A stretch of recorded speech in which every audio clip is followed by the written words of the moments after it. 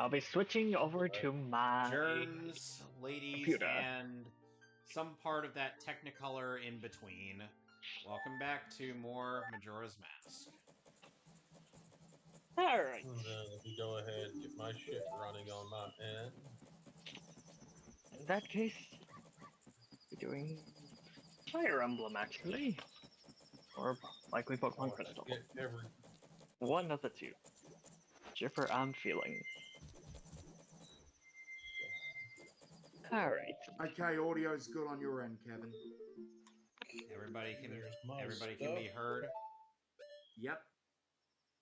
Keep in mind, I monitor the streams. Tippy-toppy.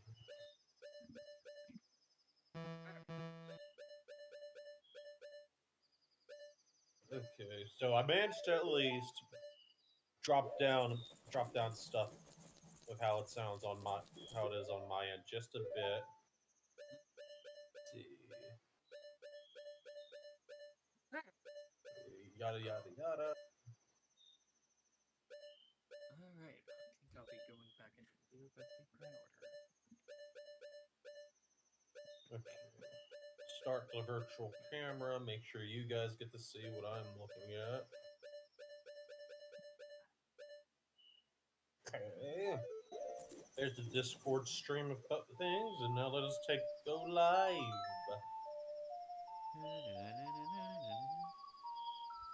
Alright, boys. We are going live. Let me make sure that is actually the case. Over on Twitch. Everyone start saying something. Alright. Something. Hey, how's it going? Mic check, mic check, mic check. So, Alright, good. happy Monday. So how we doing, boys? We're going. Anyone who comes into the chat tonight. Tonight we're going to be covering Legend of Zelda: Twilight Princess.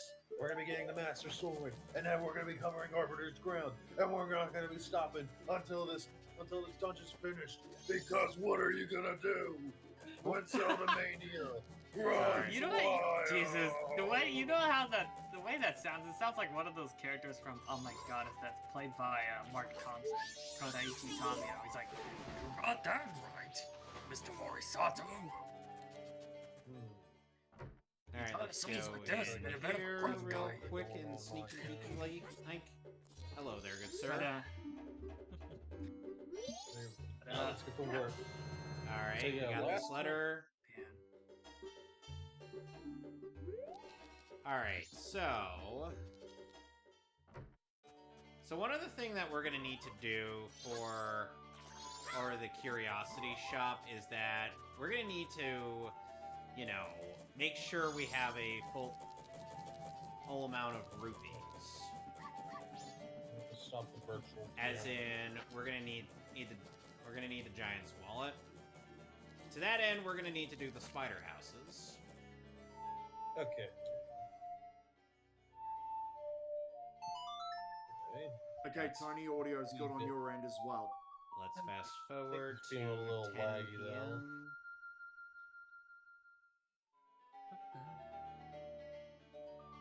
That's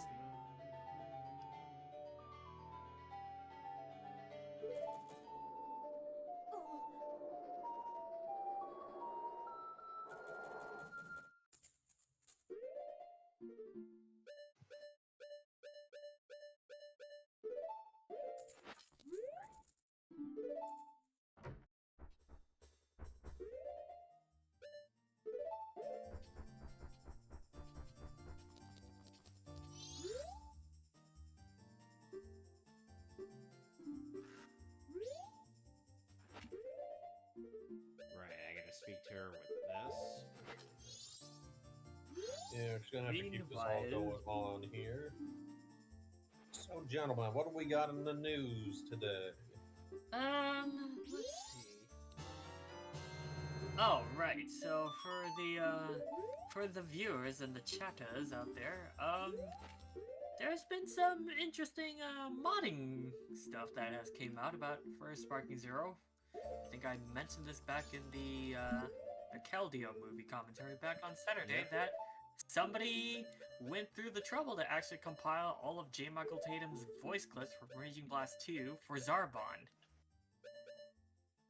To rid the game of Sabbath fatigue, as I lovingly nicknamed it. Yeah, let's see if we can figure out the dog whistle here. We are Johnny Curve.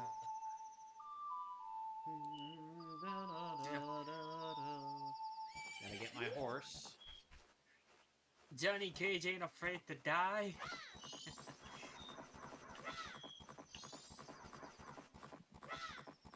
There we go.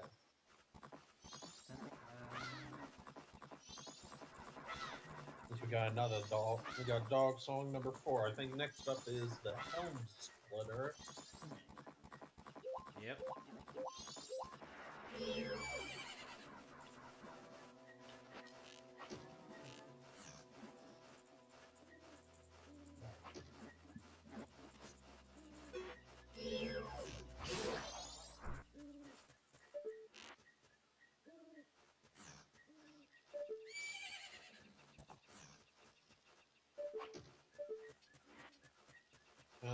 And I also got your stream going on. The Northmass side of things streaming on my end too. Ah, my view. cursed. So you're at Econo Valley, I presume? No, I'm just doing this so that way. First. As far as this, the graveyard at night. Yep, the graveyard.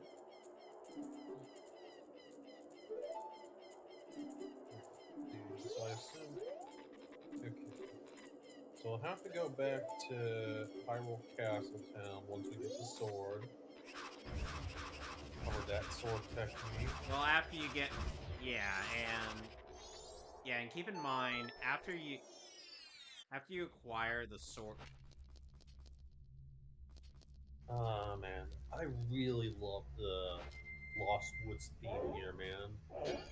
Oh yeah, the Lost Woods theme in Twilight Princess is amazing.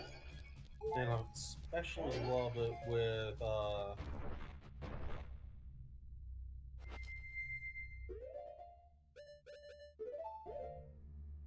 Gonna get Crunk.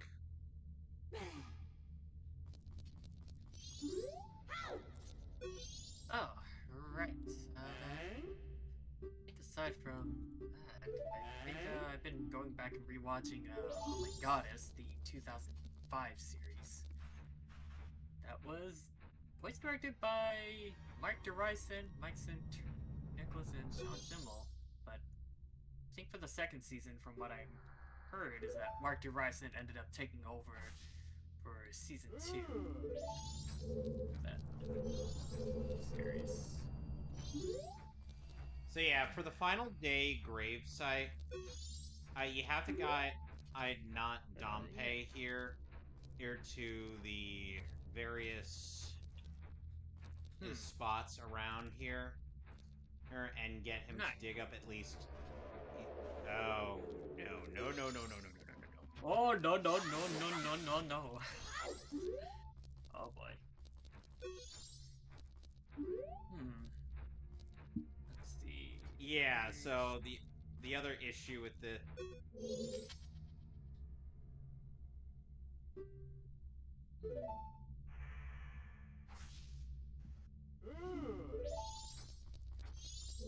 Well, then now we get Skull Kid here. Well, at least has an interesting design here. Oh yeah, and it's a Twilight bit Princess radically different. I do like it. I especially remember the Link's crossbow training level that takes place here. And I think it would eventually take you on over to where the actual grove area is, and then you're basically shooting down both Skull Kid himself and whatever puppets he summoned.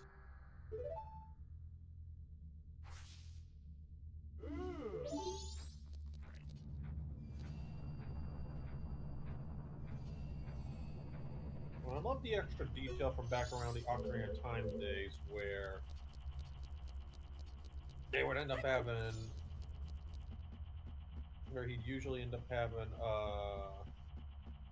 or whenever you found like any of the Skull Kids in the original Lost Wood, Yep. they chill out with you as a kid, but then try and kill you as an adult. Yeah, that's because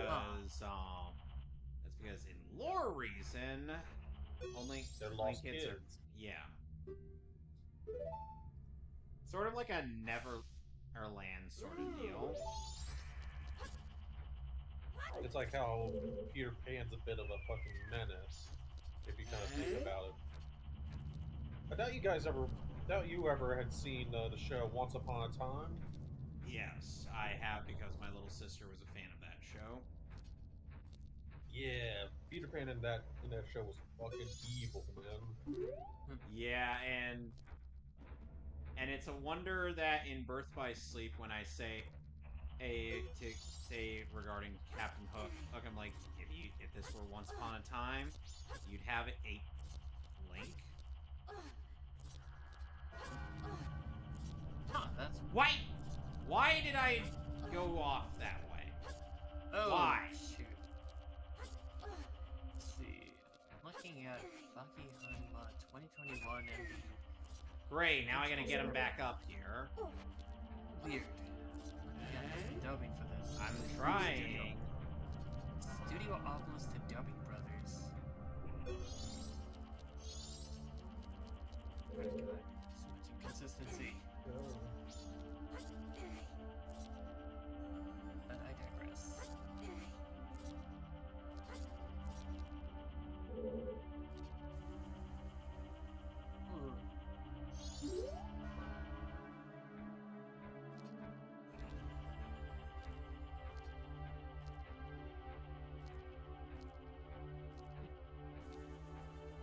Oh, right. That Chainsmoker Cat anime is just got a dub back in July. Was directed by Todd Havercorn. Nice. Alright. So now that the 3 flames are up, we got a boss fight against a big Poe.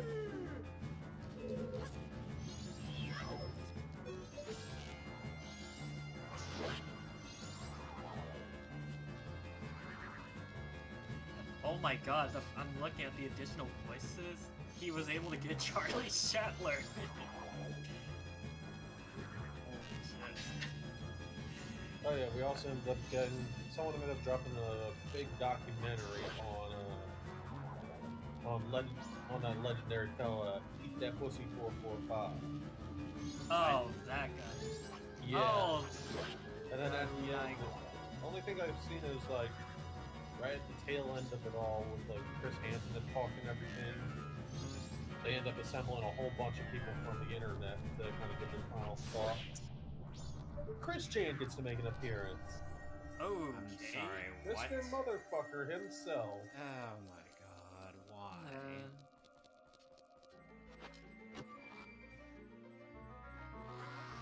And they even had Boogie down there. Oh, Alright, okay. got another They have empty to list- bottle. And it's the and they second had to him last listed one down as well. As cancer survivor. Alright. Cancer survivor in quotations. But, yeah.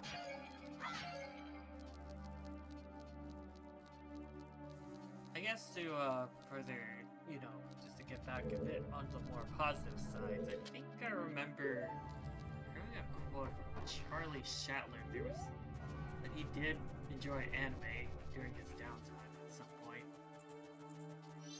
One of them he mentioned was like Precure. I don't know which Precure. series in particular that he mentioned, but I'm gonna look until I can find it, so give me a moment till I find it. Alright, so now that we have 5 bottles, Okay. we can go ahead and go back to Great Bay. Oh. But in other exciting news, I could say, I think the Smoking Behind the Supermarket anime regarding Tamaya and Yamada's Seiyu, Sena Hoshiki, was in fact a is a survivor of breast cancer, and she's actually managed to beat that. Huh. Congratulations to on hear. that. Then. Yeah, and because she ended up having to put her career on hold, she was able to build her career since then. Ah, found it. This came from Hype Cage from Facebook. I looked up. It says here, Kick Patowski VAs confirms that Kick's favorite anime is Soaring Sky Creature. And this was confirmed at NostalgiaCon New Jersey of this year. When asked directly about it, he simply replied, "Totally. It's a random but fun bit of convention trivia, and nobody can watch Kick attempt another death-defying stunt without picturing him as a secret Precure fan." Hey, Precure is awesome, man. Me, I'm a Those dolphin. girls- When those girls run out of magic, they're not out of options. They just start throwing hands JJK style, man. Okay, go. Time to Like, go you ham, ever see- motherfucker. Go Like, you ham guys and ever go. see some of the Take. footage from that show? I've seen one of the Precure series, but I think the one I've seen was from Ainagano, and I'm trying to remember which So, one. welcome to the Great Bay Pirate Fortress. Where now you get to deal with hot pirates that are coming after you. Very hot single pirates that are in your area. Alright. And Kevin shall soon be dipping into the chocolate, as they would say. Okay, because the one I am somewhat familiar with is the Yes Precure 5 that had Ainagana's character, where she played Komachi Akimoto, aka Cure Mint. I think that was like the one I'm somewhat familiar with to an extent. Over here, Yeah. Skull Kid. That's A lot of poopings. Boy, wouldn't that be funny if Toei got a hold of Chili. It's like, hey, we heard you're a fan of Precure. You want in? Sure, man.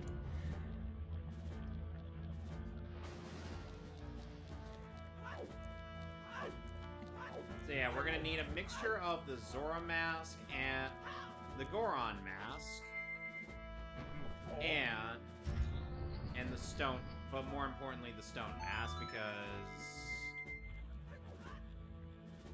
we need to prove You that gotta be stealth the in invisible man. we We gotta must prove prove that our stealth. what? No, we gotta prove that stealth in this game is bullshit. Yes. As in, who needs it when you have the stone mask? Yep.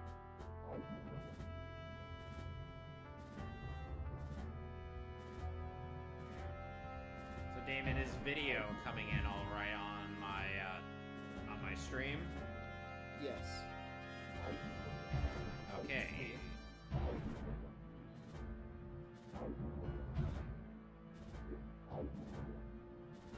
Come on, get back over here, you dirty And look, bastard. and look, Tony. If this were the Gerudo-Os from Ocarina of Time, I might consider dipping into the chocolate, but not in this instance because they stole a whole bunch of Zora eggs. So no smashing, no dipping in the chocolate today. Nope. Nope. Like I said, as Uh, tempting as that would be, Kid. as tempting Hope as you that find would your be, dad. yeah, no. Bye, Skull Kid. Hope you find your dad. Oh, right. And now we are down at. Apparently Diddy Kong Racing got a PC recompiled release, but it's not the one from Golden Boy. It's a different recompilation from what I see here as we speak. That would port be is the port is done by that guy McD. And then says we here, also had gotten currently something there are big no. within the modding side of things. Let's see. Someone According has to this, decided, managed to make a whole VR mod, VR port of Breath of the Wild. okay.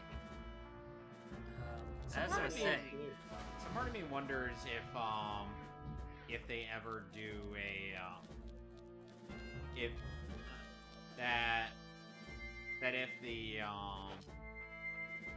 PC port of Diddy Kong Racing thing is done and whatnot, would they would they by any chance be able to put in the stuff from the DS as like Tiny Kong? I'm looking at it, but as we speak, it's only in version 1.0.0. That's fair. Yes, and they said this is a different recompilation from Golden Balloon, but currently there are no notable differences between both projects besides McD's version having mod support already, game files already included in the folder, it says. I see. Yeah. I think I'll link this to the broadcast chat, but if you want to access it, you need to create an account to get access. Like, probably download it. Of course. Let's see, Crash Bandicoot 1, got a PC port. I mean... Cash Banuka, dude. Yes, the original PS1, somebody managed to do that. It's like, I okay, mean, that's cool. it's kind of unnecessary since Yeah. you know, more people are into the Insanity versions. yeah, the Insane Trilogy version. Yeah. It's just the superior version we claim. Yeah.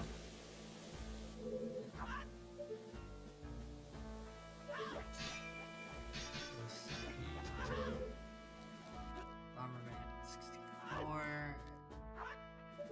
I'm glad that people are at least that the fans are willing to preserve these. Yeah.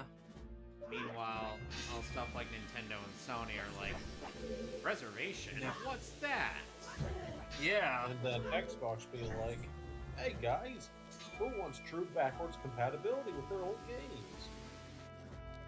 It's like, okay, cool, Microsoft, you're doing something cool for once, but I don't know, Well, that's they've always gonna at least been convince real me to good. come back to your I think as though ecosystem. that's something they've always done with actually giving a shit about doing that stuff. Yeah. Let's see. What else?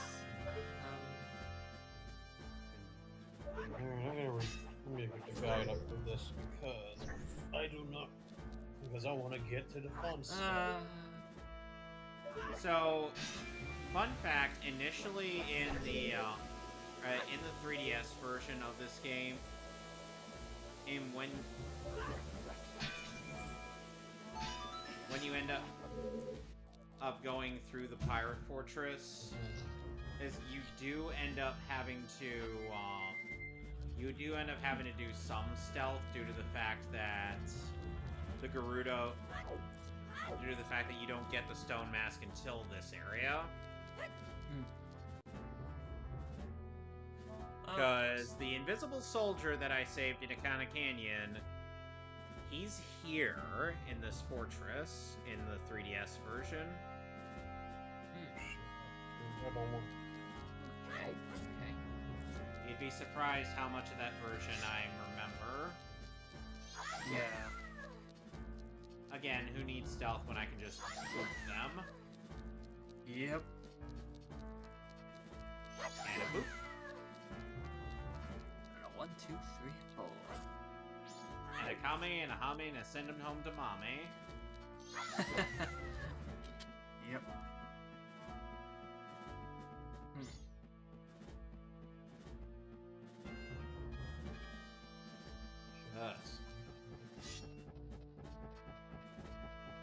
Yep. Hello. Let's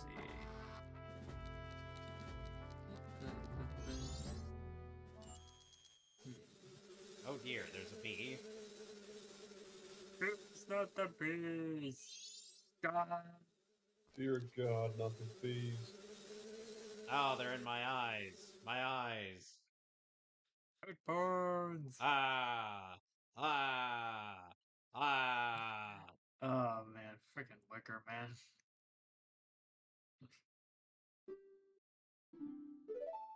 Oh. So yeah, in case you're wondering what happened with, there's only 4 eggs here in the pirate fortress, and the rest are with some sea snakes. Mm-hmm. Huh. Oh, hello, Tsukihime. Whew, man. Early Typhoon. Oh, how much I miss your early aesthetics.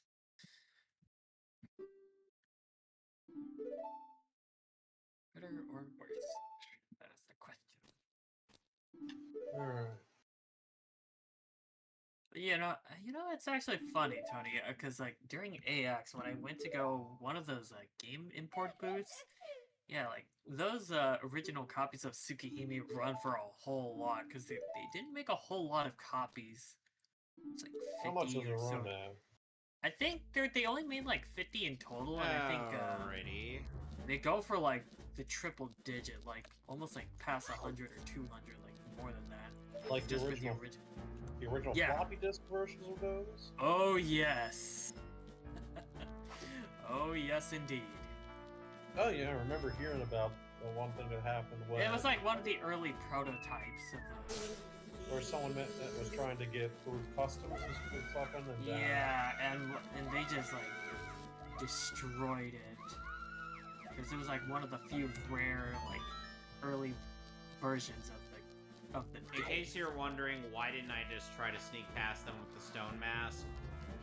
They can actually see through the stone mask. Huh. So, yeah. It's You're- not a be-all, end-all. Only has a temporary measure.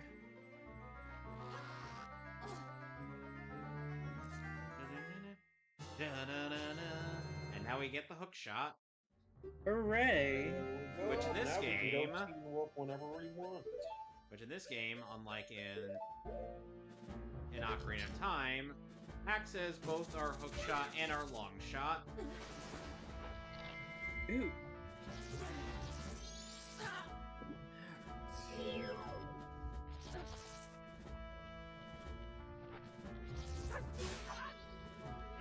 God, I love how she's just chilling out like. Alright, one Yep. egg down. Yep. 16. Alright. Just in case. Do some precursor reference or notes.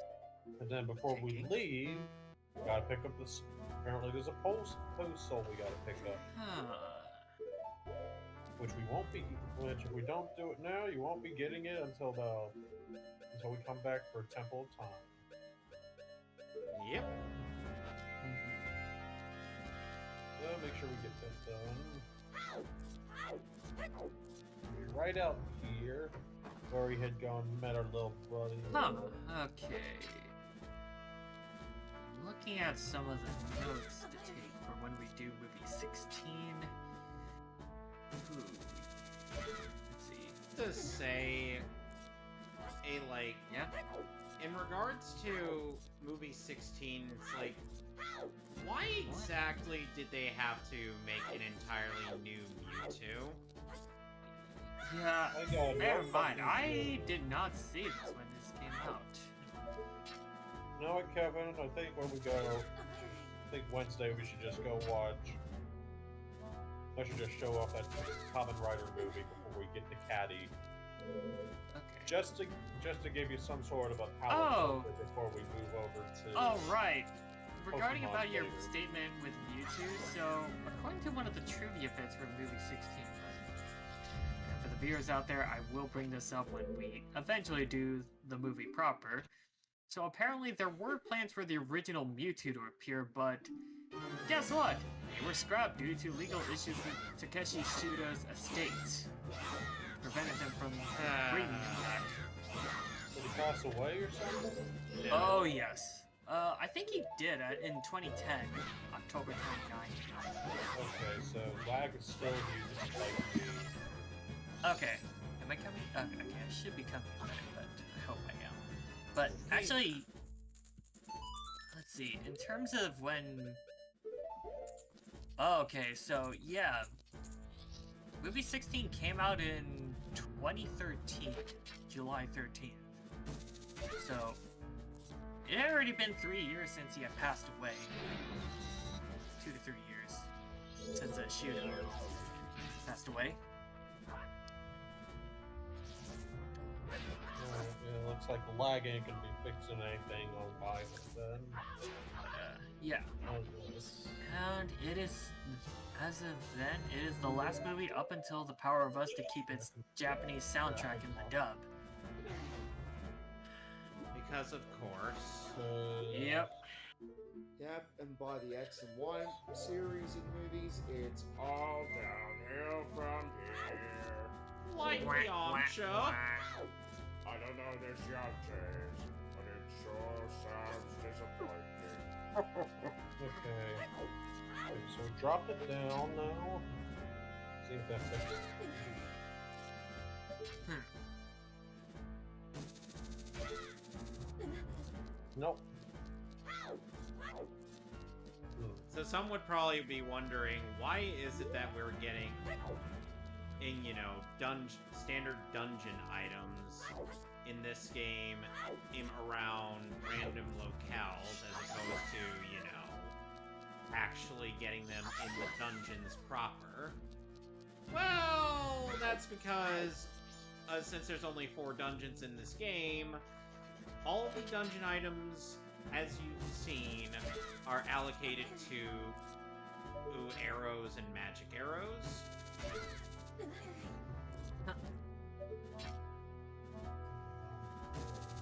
So, have fun with that. Yes. Stab the pirate lady. Shine, shine, shine. Hello. Yep. Gotta breaking the law, breaking the law. Breaking the law! Why are we blasting Judas Priest in here? Because we're breaking the law, breaking the law. But these aren't lawful citizens, they're pirates. Breaking the law, breaking the law. Let me get the Deku Nuts equipped.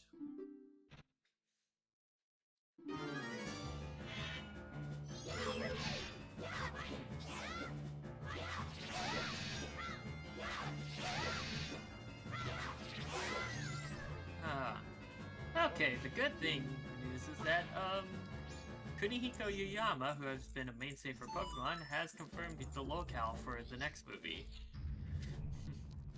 Well, we're going to New York City. New York. Which Which is... sense- For movie 16, as far as the movie's locale is based on. New York City, with Central Park serving as the basis for Pokemon Hills. And according to Yuyama, he wanted to create a contrast between the ancient Genesect and a setting that embraces technology and civilization. I dig it. I dig the And people thought that Mega Mewtwo Y that debuts in this movie was going to be an evolution of Mewtwo known as Mew 3. Remember when we? Oh god, I will never forget the discussions when Brian and Ted would not shut up. Like, Mew 3, you gotta include Mew 3. It's like, Hey man, Mew 3 was a cool one. It is, but it's like during that first Smash Brothers 4 discussion, those two were the most insufferable in the discussion.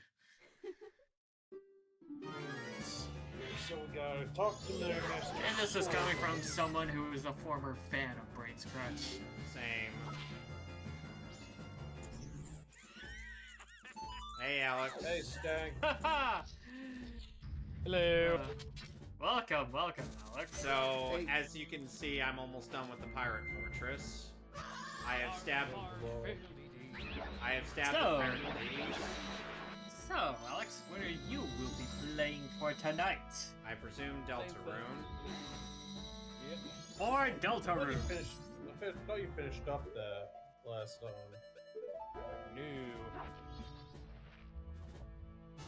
Alright, I got all the Zora eggs in this area. Neat. And oh no, Zero, you gotta go. Great! Great! Oh, boy! Oh, great! Oh boy! I think that's how I used to say it back in the days when that Link the Faces of Evil LP happened. Great! That's literally how they opened up the playthrough. Every single part. And then the first part, it's like, happy anniversary! Alright, so... Oh, Skidoo, we can too. Now, after trekking through all that part of Great Bay, let's go and put the eggs in. Put the eggs in the freezer. Yeah.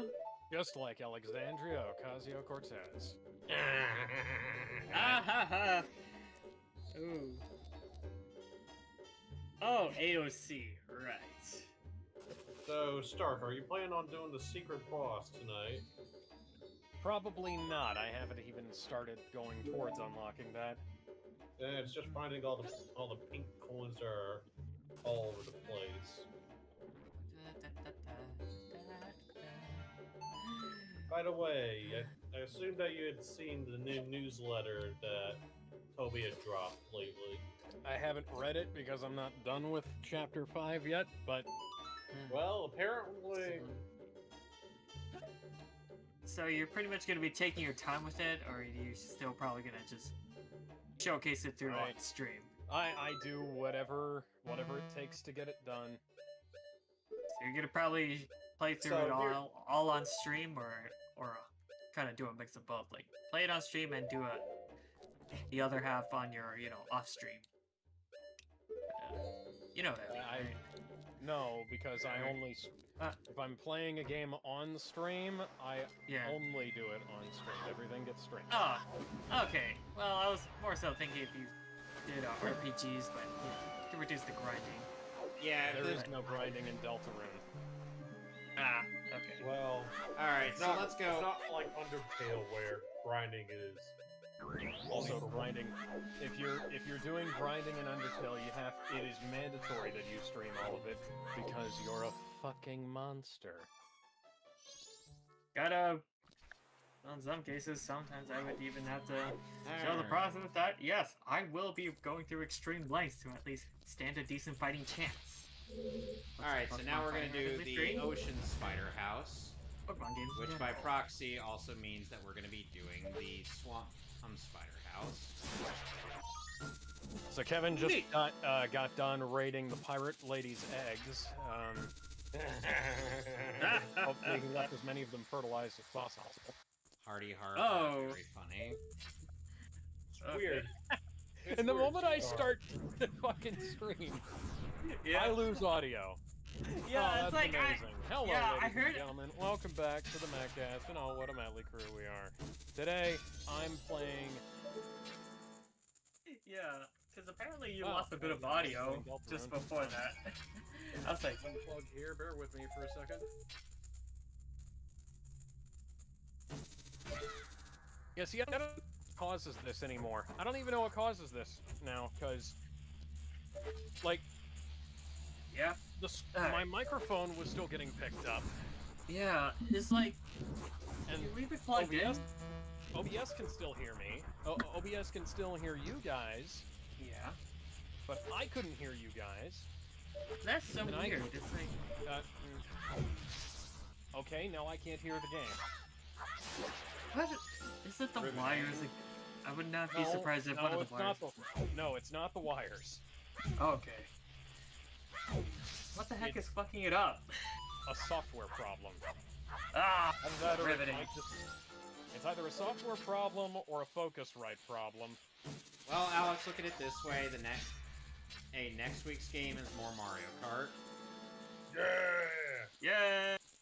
It's a me, Mario! Yeah! Oh man, I Oh, seriously, no! man, I seriously need to de-rust. Dude, you've been kicking my ass throughout Grab the yourself entirety a of... can of that Rust-Oleum, brother. Well, fair. We're Well, out to true. run it. We're out our run into that game. Alright. I think you're fine. Yeah. I know, I'm not exactly a gold standard, but you get the idea.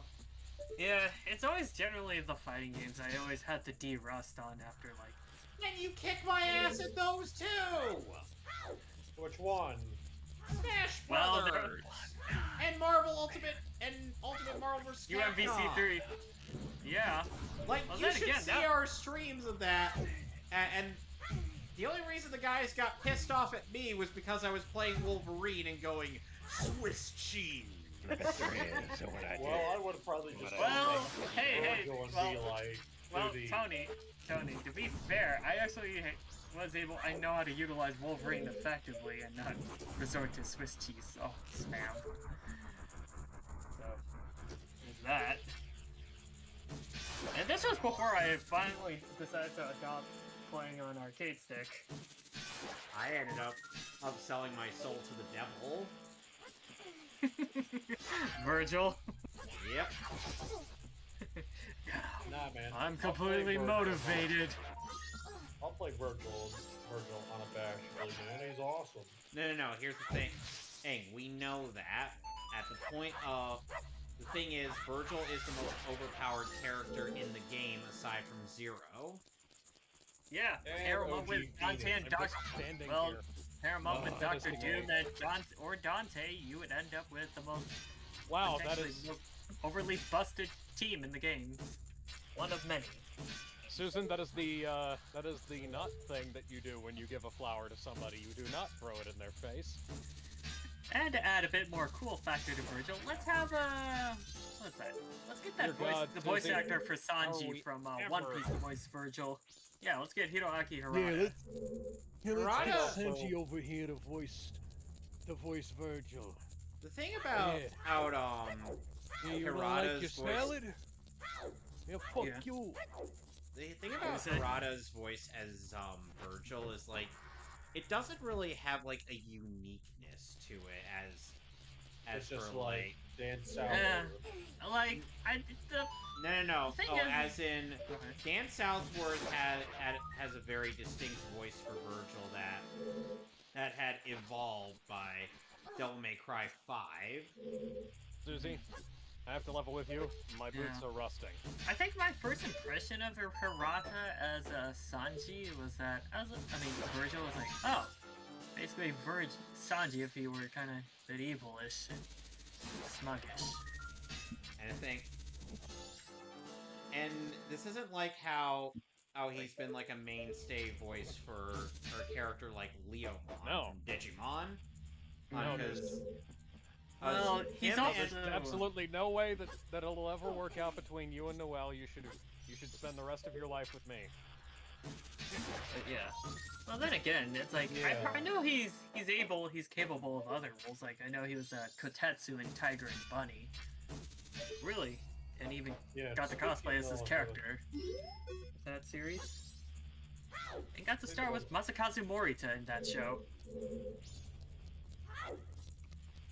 one other character I know Hirata had done was Pip Bernadotte in Hellsing, Ooh. which I'm like, You'll have to bring out the flashbangs. They may not be flashbangs, but Yeah. they will flash when they bang. yeah, keep in mind the French accent is exclusively in the English dub. Yeah. I don't even know how you would begin to think about speaking Japanese with a French accent. Yeah, cause like I It know was with ridiculous. actually going back to Hirata real quick. Ridiculous. Like going back to Hirata real quick, I know he's the current voice of Shiro Fujimoto since I know he's voiced the current voice of Shiro Fujimoto in Blue Exorcist since we lost Keiji Fujiwara many years ago. So That was still Susie, are you still planning on like drying those feet, or are you just gonna get gangrene? hearing about Gangrene is that that. I was like, damn. yeah, in Hang on. fact I may not watch a lot of shows in Japanese. is all that much, but that is still Nerd consomme.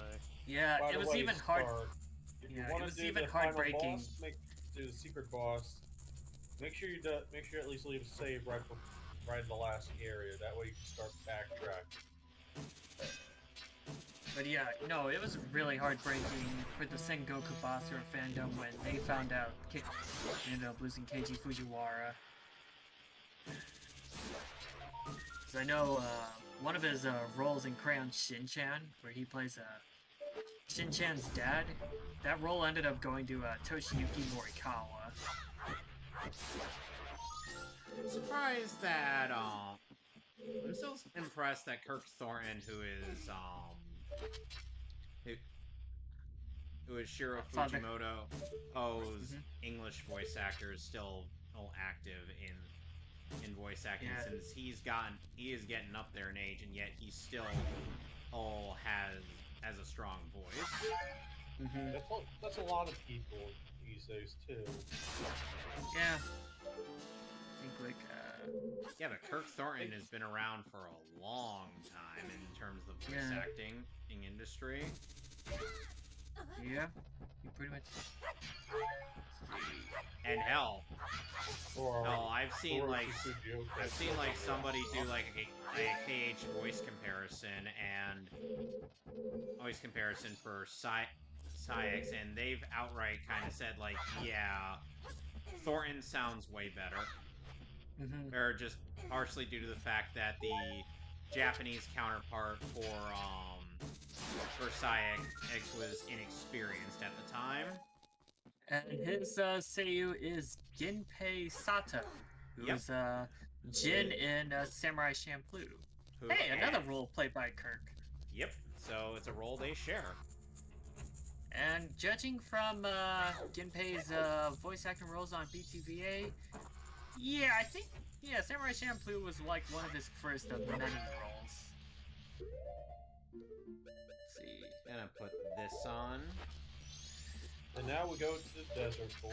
Let's see if I can do a good old Google search. There are a couple of insects to collect there, Tony. In the desert? Yeah. Yeah, we'll get to it when we get to it. I'm looking at Ginpei Sato. But interestingly enough, you won't be able to complete the gold insect collection in the game until after you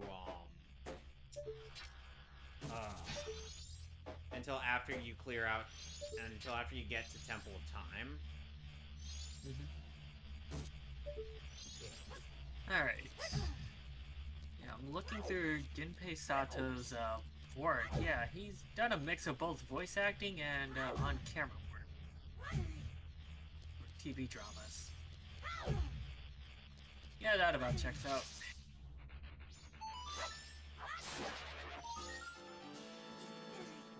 So I have a bone to pick with the United States Postal Service again this week.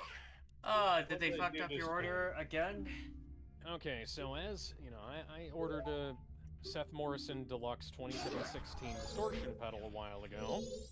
They lost that.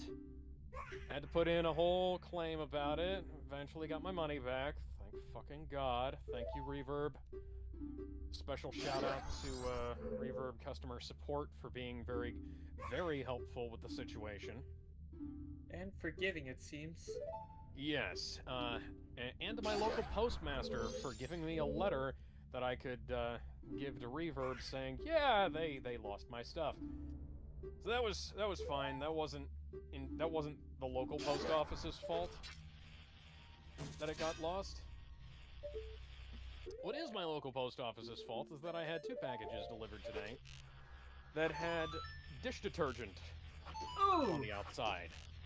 Ouch. It was either dish detergent or laundry detergent, whatever it was a very obnoxious smelling soap, and it was incredibly slimy. Oh, God. Made me want to vomit when I smelled it, so, Now they dish detergent then. Damn. I am dreading if I get parts for my new PC, it doesn't end up like Best Buy when somebody tried to order a graphics card and they just got now a box filled with rocks. This is a little fucked up, I Kevin. remember that. So, You're familiar with that desert's story? running just fine here. Yep. But whenever we're going on, going through Hyrule Try to block Field, that shit out of my that's when all the lag. sometimes. That's when the lag kicks in. Yeah, that I don't get.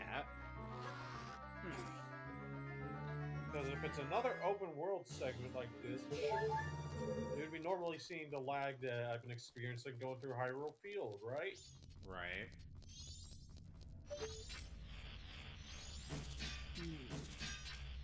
You're filled with a certain power. Well, what kind of power? Determination. You got the power. Oh, in our house, freaking loose. You'll be riding the eye of the storm. I think I gotta figure out where. You got the motion. See if we can find the Cave of Ordeals wherever this is sitting at. It's all the way on the eastern side of Butterfly. Of the the desert butterflies are what you gotta catch in there. All right, so now that we've cleared out this area, that means on the first day, that means we can get at ourselves a giant's wallet. But first,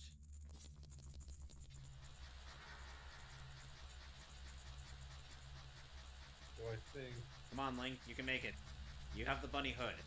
You can make it. You can do it. Okay.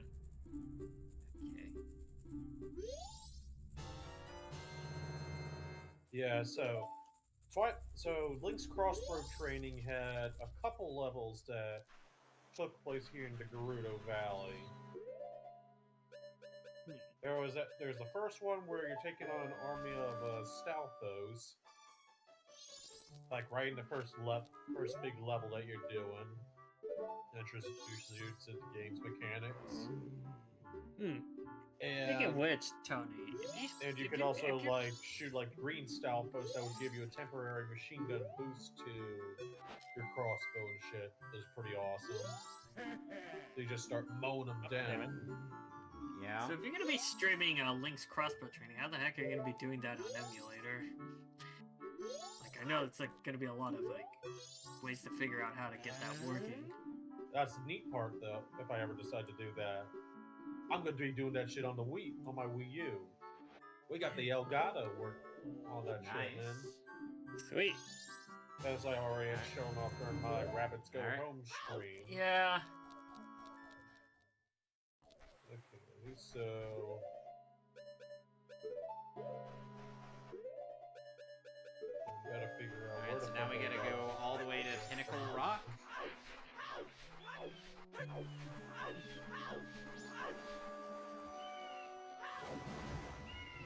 Okay, so we zip up to the tree here. Look at me, everybody, I'm a dolphin. Woo! That's kind of gay, man. Why you a dolphin? I was gonna say, hey, so you're a rapist then? Uh-oh. God. I don't know. I thought you would be into that though. Alex, What? why do you gotta bring up those dolphin facts? Yeah, so for those of you who don't know, dolphins are, Serial they're a rapists. freaky bunch. Yeah. Yeah, they're sexual deviants. And they like to harass pufferfish too. Oh, Yeah, You I'll get off the high venom. from pufferfish venom, yeah. I'm like, I don't want to be reminded of the dolphins from that Simpsons episode. Why don't where you they guys come and live with us at Castletown? I don't want to be reminded of the dolphins They from can. that Simpsons episode where they try to take over all of Springfield. Hello, dolphins. And Lisa being the Satanic fucking- creatures. the idiotic dumbass. But these dolphins, they need help! Shut up, Lisa. No, they're gonna kill us all. Honestly, sometimes Lisa Simpson just needs to shut the fuck up. It's Although like speaking sometimes. of The Simpsons, did you see that Nancy Cartwright said that The Simpsons probably needs to end after season 40? Oh, wait, they're on season. Wait, how many seasons they're at? Holy shit! That's how much I I stopped. thought giving they've a been shit up about at the like show. season 30. Yeah, Nancy. I thought it should have Yeah. ended after the movie, but you Yeah, know. it should have ended after the movie, honestly. Should have ended a long time ago. But no, it looks like Disney and Fox just wants that to milk the fuck out of The Simpsons, just like Warner Brothers did with Scooby-Doo.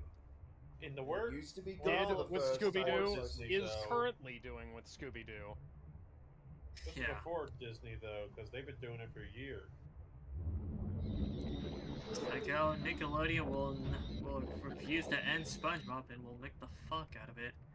Even though Steven Well, they're gonna Hillenburg keep it going. is against, even though Steven Hillenburg was vehemently against, hence wanting to do spin-offs and whatnot. Yeah. It's like you're gonna make them do Simpsons till they're 90. All And right. the people they brought in wanted to shit on his legacy and his grave. It's more so that the series has just gone into full-on decay at this point, decay and rot at Yeah. this point. Yeah. Unlike SpongeBob, I'd say it's like there's It's still a what's little Simpson- bit of.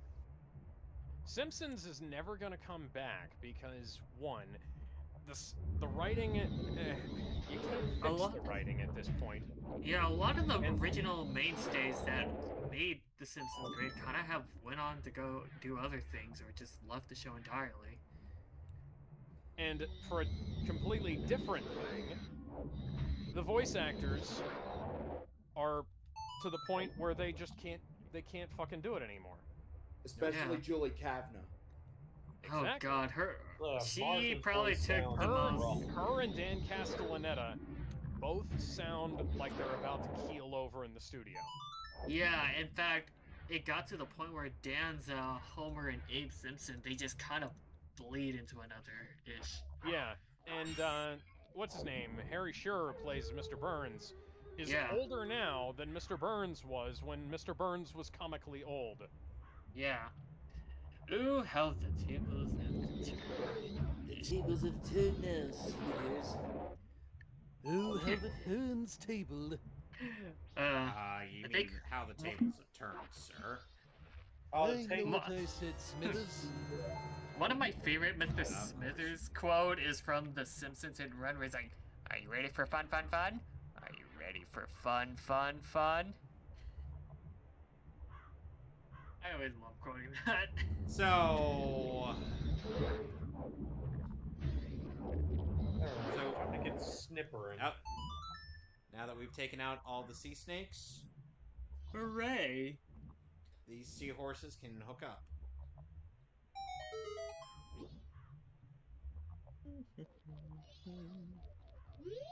Time to get sniping, boys. It's snapping time! Now let's see if I hit this no scope right here. I'm gonna do a wraparound. Boom, headshot. Woo!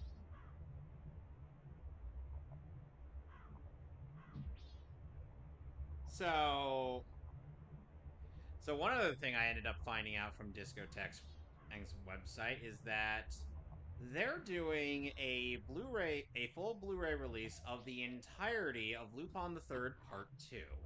Yeah, the Red Jacket series. AKA the first series that got an English dub. Mm-hmm.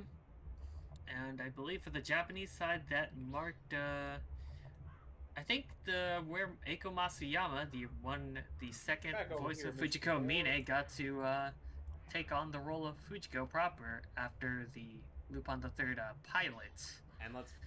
And honestly,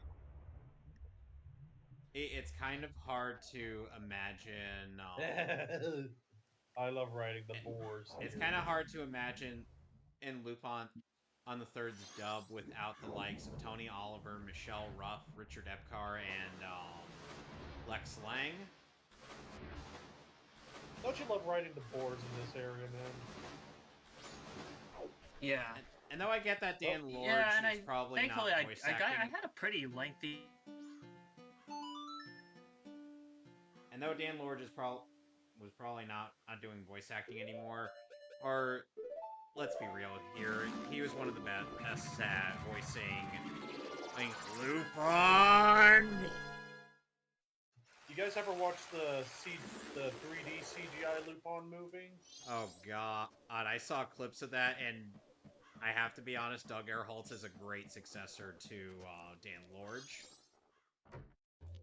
Yeah. Back over here, you stupid pole I'm soul. looking. I look. Like, Oh shit. alright, let's put the rest of these eggs in before we do anything else. Little girl, that's enough But, cash for you for one night. But yeah, I remember. I think I could expand on this. Yeah, I had a pretty lengthy but really wonderful talk with Doug Erholtz. Like, he was just a shock. Like when it came to the whole Woman Called Fujiko Mine series, and only Michelle Ruff and Richard Epcar were the only two of the the main cast to come back. And then in Epcar's case, he was brought on to play Zenigata since Philip Wilburn ended up kind of moving away from Are doing you calling voice him acting with Rally Funimation. when Rally and Ralsei are the same amount of syllables? Ralph says Asriel if you mix everything But else back up. yeah. And Alright, the both of Zora eggs those are are hatched. anagrams for cereal. But anyways, as I was saying, no, he was just a shock. Like with Doug Erholtz, like Alright. with that series. 'Cause I I'm gonna think, sneak into the Bulbin camp. especially when they got to do the Watch me get this Koike clip. movies, like I think it was Jigen's Gravestone, Goemon's Blood Spray, and Fujiko's Lie, where Epcar was the only one who got to come back, but as Zenigata, and especially the most recent Lupin movie from Koike, Takeshi Koike, I mean. Right? 'Cause Jeez. those tend to kind of, as I know with those movies, they tend to harken back to the more like early original manga where they show a bit of violence and a bit of kind of harken back to the early heydays of Lupin. I need a save point. I need a save point. Let's see. Are you in the final? Most recent- Are you in the Green. final stretch? Green, Green, can you feed me? No. Oh, thank Green. God. Oh Okay. my God, yes! We have a save point.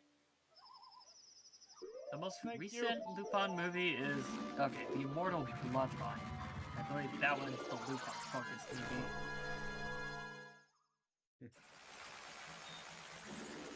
And that one, There's yep.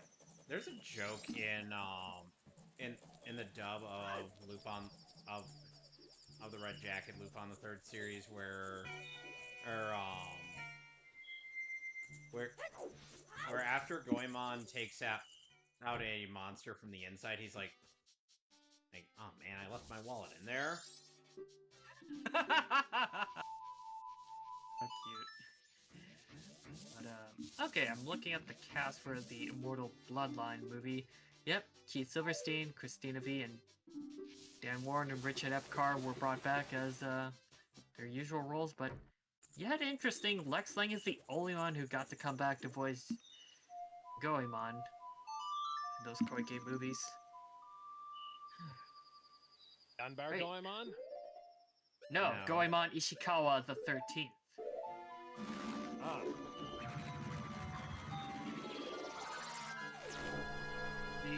The guy who's very obsessed with his sword, Zantetsuken. What if the Zantetsuken gets ruined or destroyed? I'm not giving it back. Yeah, and then I think Zantetsuken, the other- Zantetsuken, Zantetsuken! Then you have another level that comes up right after the aforementioned segment where you're taking stuff in the desert here, where you're just storming this whole Bulbin camp, and you just have to shoot down everyone. Yep. Oh, man. Yeah. Huh. I have Oh, unlocked no, I that think- level. When I went back through playing after managing to get a copy of Crossbow Training at some point,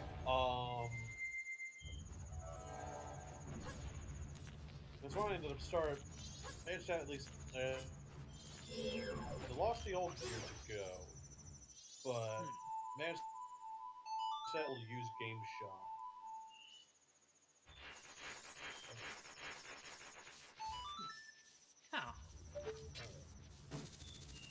King Bulbin round 3, boys. This time now we get to go 1v1 with him. A battle to the death. Only one victor shall remain victorious. And only one shall One shall stand, stand. and one shall fall. Why throw away your life so recklessly? Yes. Come catch the spade, son. Look at me, I got the backslash. Backslash! Look at my skills, man.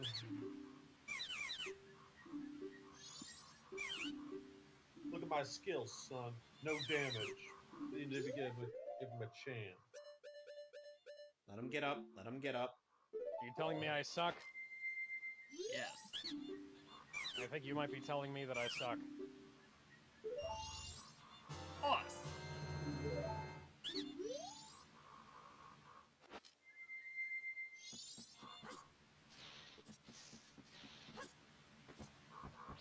He's burning the place down.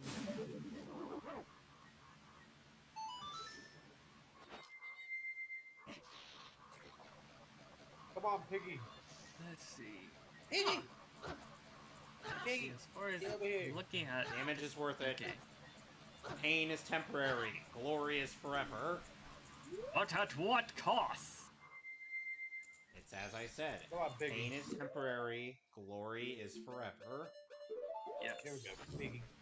That's See, I was it. thinking of the quote from The Replacements. Okay. Huh. Looking at Discotheque's Toku catalog, Yeah. let's see. Kamen Rider Black, Fades, Black Chicks, RX, Stars, Glories Forever. Yeah, it's Space Sheriff basically Gavon, basically, I'd say Legend of Dinosaur, and almost Monster all of Birds. the Showa era has been covered by Discotheque now. Well, I'm looking at their catalog site right now as we speak. Yeah, they only have the Black and RX, and then Gavon, and the Legend of Dinosaurs, Monsters, Dinosaurs, and Monster Birds. We have everything else. V3 doesn't. So Zekros doesn't have an actual season to itself, despite that one also being more of a main lot. Despite him being considered one of the mainline Showa era writers. That is mainly because Zekros is reserved to a one-shot special around that time, around the Showa era. So he doesn't actually get a full series, but the actor has been who plays him actually got to come back a few times over the years to reprise his role. It's pretty cool.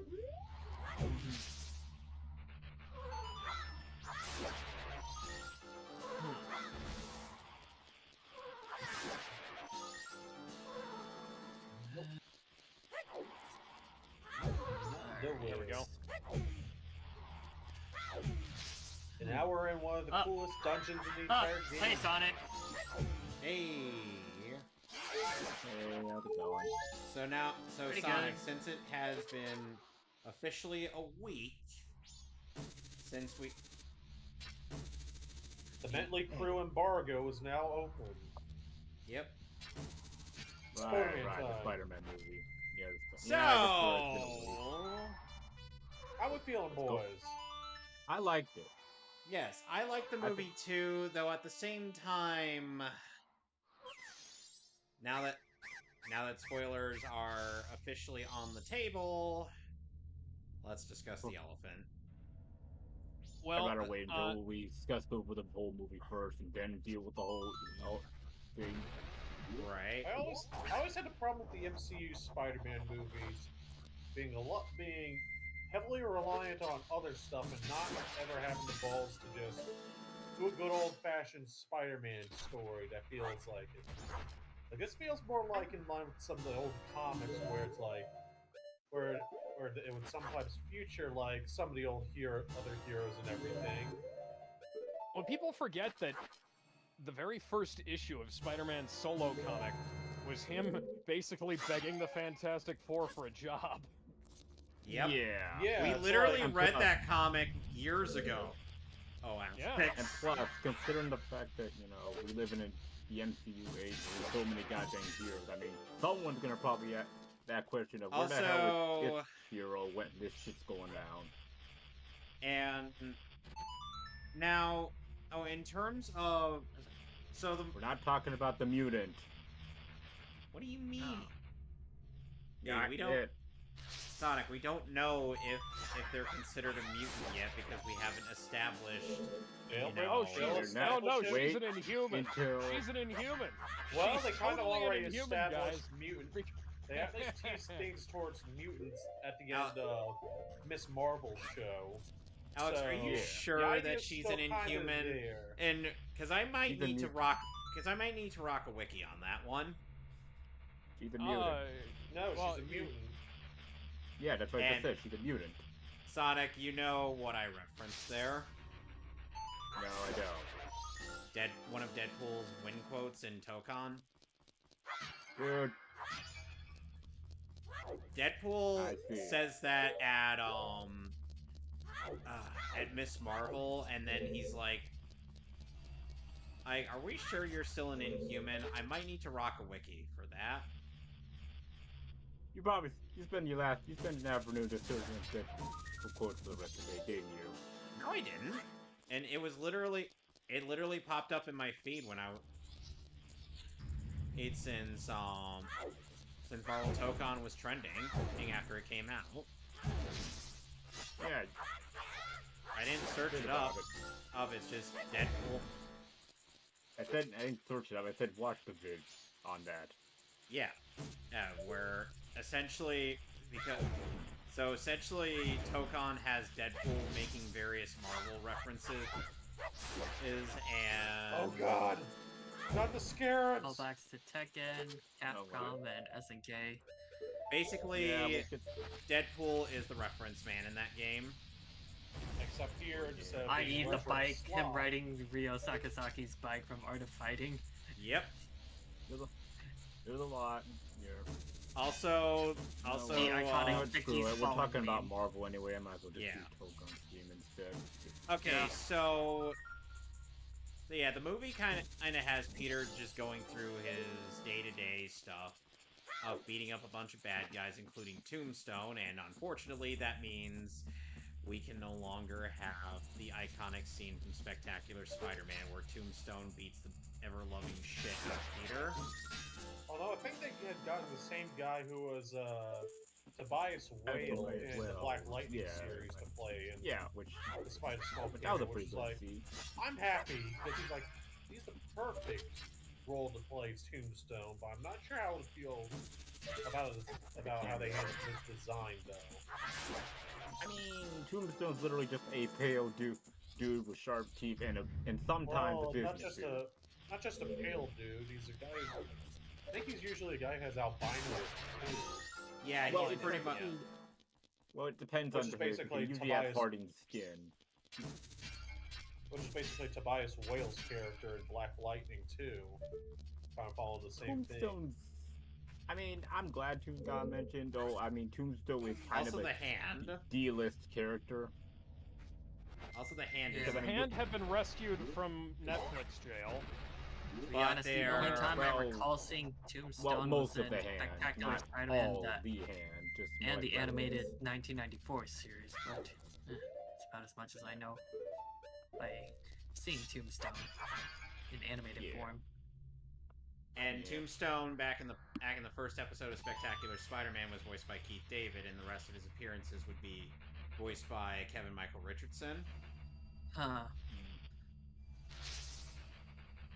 It's just one of those cases where I just never noticed the voice change back then. I have to imagine... I assume killing these guys also count for Poe's souls, right? Yeah. Us killing the Poes inside of Arbiter's grounds does count towards your Poe soul count. Okay, cool. Because remember, you only need 20 for the first mandatory upgrade, right? For the bottle, but after that, you don't need.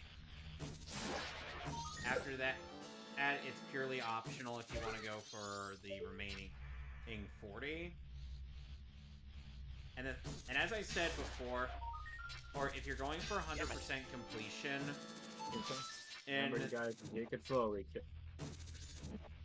Anyway, if you're going for 100% completion for the post souls in Twilight Princess, you can easily get the 20 mandatory ones. There we go.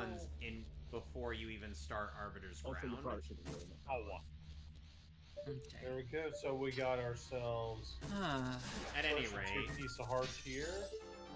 So yeah, it's like Peter's going through Bubbles! like watching Bubbles! videos on Instagram about how MJ And Ned. and the CEO of Sex. Now, apparently the guy who plays MJ's new boyfriend in this Is not has Paul. denied that he is playing Paul, even though the subtitles describe him as Paul. So I'm not sure. I don't know what to say about that. I think it's just will the fact that he knows that Paul is such a hated character. I'm glad in somebody the at comics. Marvel knows we don't like Paul because Paul sucks. Although I will say, once we get to a point, there's a missed opportunity for a character to do an iconic move. Yep. Oh, and also, and as we're going through all this stuff up with Peter, or doing the day-to-day A's, he's also having to deal with one Castle of Franks. Which, I mean, Spider-Man I love their interactions in this. It's so good. It's proof that, I guess, even PG Punisher can actually work if you know how to use Proof it. that the Punisher could work in general. It Punisher can has work, not been but it's good like you in just- Marvel since Daredevil Season 2. Can work, but it's like I mean, there was that a case recent of how I guess, you Punisher short. write that. That short was awful. Oh, was it that bad? There was a Punisher short film, and it was really, really shit. It's basically Frank kills a bunch of people. The movie. Yeah. Okay. Except that it's not nearly as good as that kind of concept would imply. You know? I mean, it's very plain. I'd rather Yeah. watch the old Punisher movie. With Thomas Jane. Which one? There's 3 old Punisher movies. The only one I know is like the original that they did. The one with Dolph Yeah. Lundgren? No, he's referring to Thomas Jane. with where he tortures a man with Okay. a popsicle. That's Thomas Jane. I would know. I've seen it. I have all of them. There's Warzone. 3 of them. What was the third? What were all of them? So there's the original one, Dolph Lundgren. Dolph Lundgren was in the sequel. No, Dolph What's Lundgren the was other in the... one then? Dolph Lundgren was in the one from the 80s. Thomas Jane was in the first one. Sorry, Thomas Jane was in the 2000s one, and then it was Ray Stevenson in Warzone. I see. And Warzone's fucking awesome. It's a shame that it's not well regarded. Unfortunate. Alright. Okay.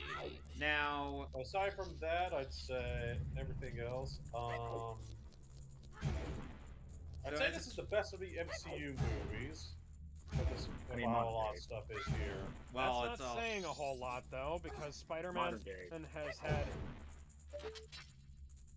Keep in mind, in the MCU Spider-Man stuff, has had one director throughout, and now we've switched up to a new director. Oh. That's weird for them to kind of switch it up. Like, towards the Alex, how do you feel about this director compared to John Watts? John Watts is a fucking hack, and he should never work in this town again. Wait, is he the new one they brought in? No, He's the original. Ah. He's the guy who Okay. did the first 3, and you know what? The only one that was any good was... Guess what? No Way Home. But Yeah. that one is also hard carried off of nostalgia. for me. Nostalgia. Exactly. I don't think any of them are Like the In fact, bad. it's like nostalgia's not a bad thing, but it's like I think that a lot of people get caught up on like on like God, it's what Willem exactly Dafoe. made like those great. You love him and we'll bring him back. It's like oh my God, it's Willem Dafoe, guys. Remember Oh, him? yeah, that's Your like childhood? it's like Reference Man. Yeah, you loved Willem Dafoe. Which okay, yeah, he was the best part of that movie. I mean, that's no We'll meet joke. again, Spider-Man. Okay. We got a new guy over here with the chat.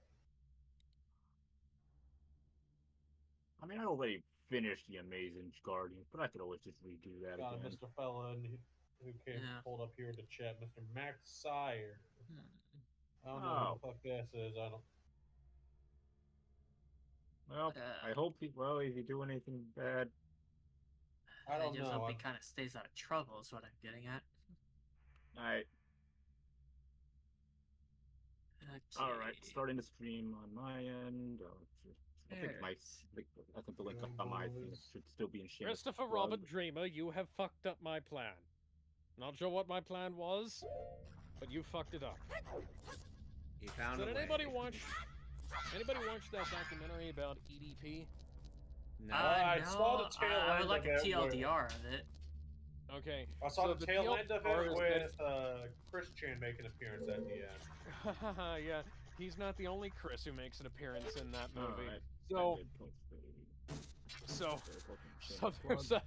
There is one of the greatest cameos of all time.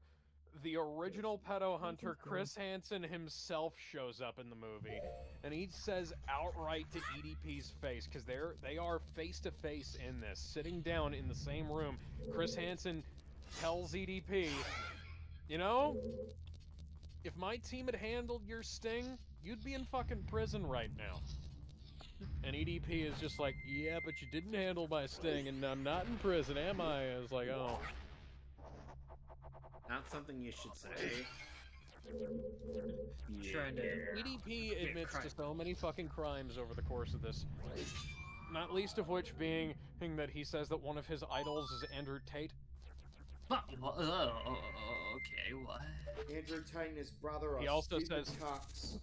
He also said that he likes Sneeko, which, you know, I would be first to disavow if EDP was saying that I was one of his heroes, and I would take, you know, he had a shit list in that movie too, where he was talking about how it was like, these people are certified bitches.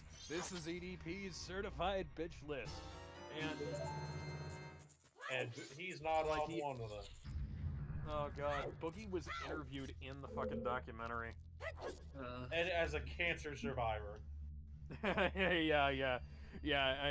I loved how Mike, the documentary was made by Mike Klum, the same guy who did the Boogie documentary, which I would heartily recommend watching, or at the very least watch the coverage that Mahler did of the Boogie documentary.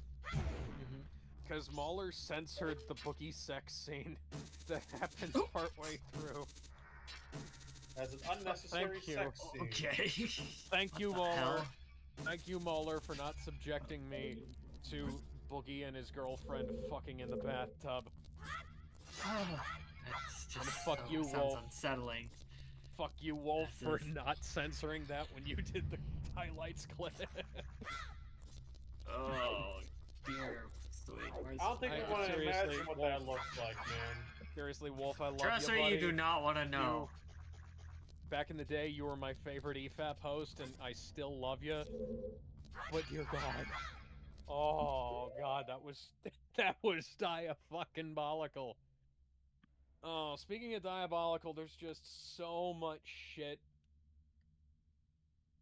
that goes on in this documentary. Stuff that EDP admits to that no sane human being would ever admit to. Like, Nicholas Diorio put it the best when he said that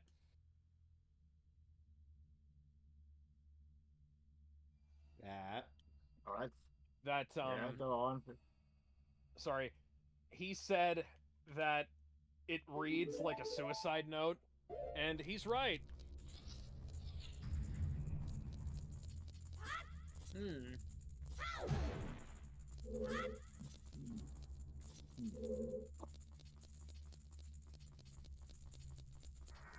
Excuse me. Oh, Because no sane human being would ever, and I mean ever,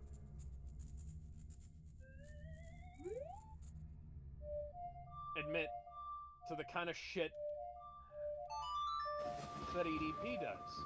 But we all know that EDP was not sane.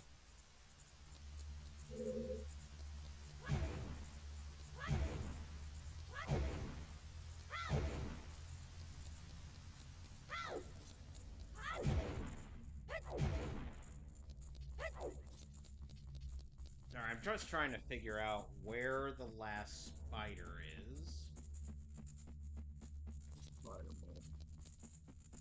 So yeah, but then as Peter finds out that, but after a while, Peter ends up finding out that Ned and MJ are back, but this time MJ's got Paul.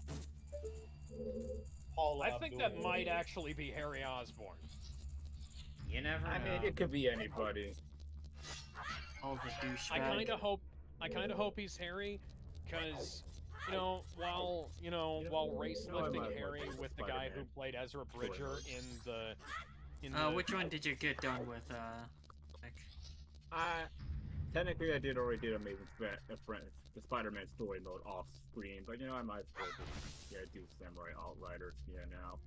Yeah, okay. Samurai Outriders and Deadpool. Objection! Yeah. I'm out of stuff in the beginning over here. Maybe they remind me to check in to see my feed's working alright. Audio issues. Right. I'm gonna check on my phone to make sure. Yeah, just see if everyone's coming out right. Game audio's alright. There we go. Oh, damn it.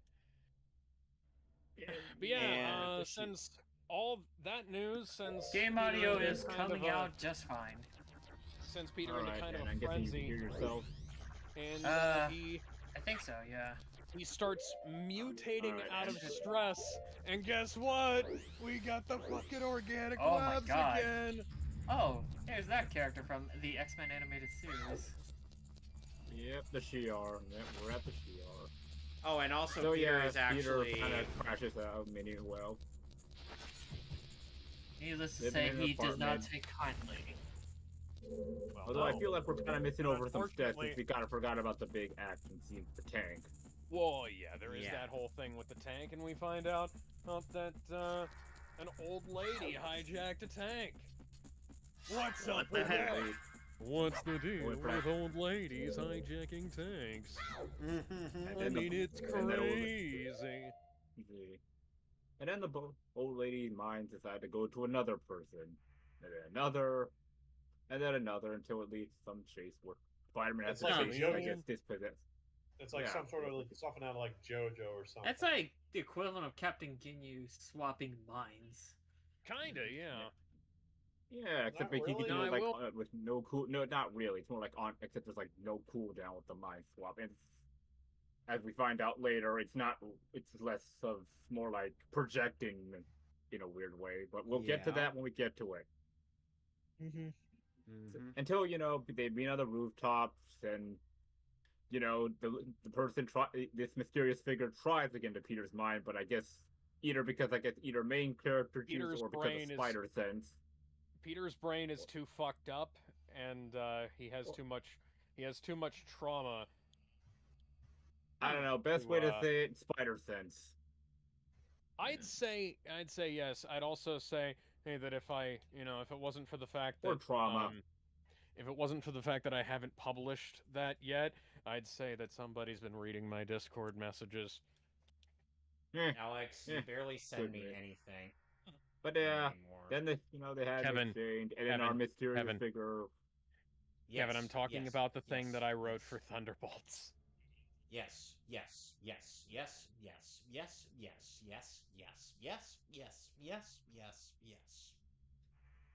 That those in-game cutscenes what I wrote for didn't have like Thunderbolts? subtitles on them. I remember. turn I those remember on. some things. I don't remember. Yeah, Okay, everything. I won't. Yeah, I guess won't these explain cutscenes are it. all comic panels. I won't No, it's explain like it with because the I like don't want to spoil the for the animated readers at cutscenes, home. not the with the But character models and because- I'll all. message you when we get done. I mean, Yeah. there were subtitles. Yeah. And again, Anyway, Oh, meet wait, I know. Robbie. Oh wait, I know what you're talking about when you were Ah, trying to. yeah. so I believe Now this tell is me the about- Black Ghost Widow Rider gets to make an appearance, for this. and Yes, like, the I like her. another no. Ghost Rider. No, it's not Black Widow. It's Baby Widow. Get it right. she's small potato. And Peter, Yes. and her office is a spring. Why Her is it a office is spring? spring? hot get- spring, and so we that get to see so that people Peter's have to get feet. naked to see her.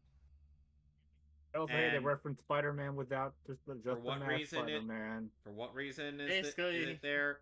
Or for the sole for nothing but the sole purpose of sexually harassing Peter Parker? Now, I think fair I is mean, fair. We should have gotten to see her boobs if we had to see Peter Parker's package. We You didn't only even get to see his that. He was feet, in his so that's all underwear. You only get his feet. Oh, hi, Mr. Demon.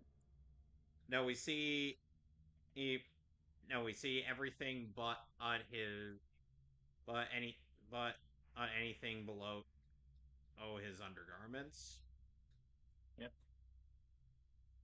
So yeah, Peter kind of gets up in, and I think that's when he encounters Ned during that convenience store after he does his Yeah. daily send flowers to May. Mm-hmm. Heads to the party. Weekly, Have but some yeah. very awkward interactions. Because let's be honest, it was quite awkward seeing in Yes. theaters. And yeah, then we get that. Yeah, then we get the mutation and for the organic webbing and where no wait. Before that, we also find No. out that Peter ends up a meeting with a guy who works for an organization known as Damage Control, and I'm like, they're the bad guys, aren't they? They're the But bad name like guys, Damage yeah. Control, they're not even trying to hide it. Resurrect I mean, yeah, my they were immediately. So I think everybody knew that they were the secret bad guy all along. Oh, That's like being Yep. being named the Armpit Platoon. Yeah. Although the Armpit I Platoon mean, I is thought kind of these guys were cute going to be and a clever. Hammer or something, but I guess not. Nope. Hammer was already taken out in Iron Man 2. Yeah. Oh, was he? Right. I forgot about that. And again, and I try to forget Iron Man 2, but Why? Why do you try to forget Iron Man 2? That's one of the good ones. eh, Isn't Yeah, Iron Man how the 3 hell the do we one take- that people kind of say it's like a good popcorn film, or the second one? I mean, yeah, I mean, it did adapt, the deadliest bottle arc well, but yeah, I mean, I feel like they kind of wasted Whiplash there.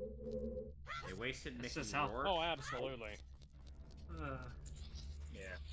But anyway, back to Scooter Man. Let's see, yeah, Organic Weapon crash out, and I guess we got a sweet little quote that, man, Peter Free didn't tell me about this.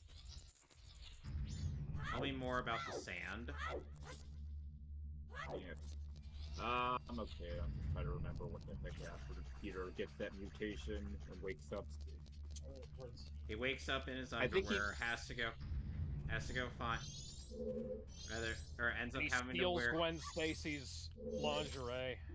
including, and I we mean, get to we see assume. Oh, we assume that every blonde girl around him is Gwen Stacy. But then again, you know what? That's probably Mary Jane Watson.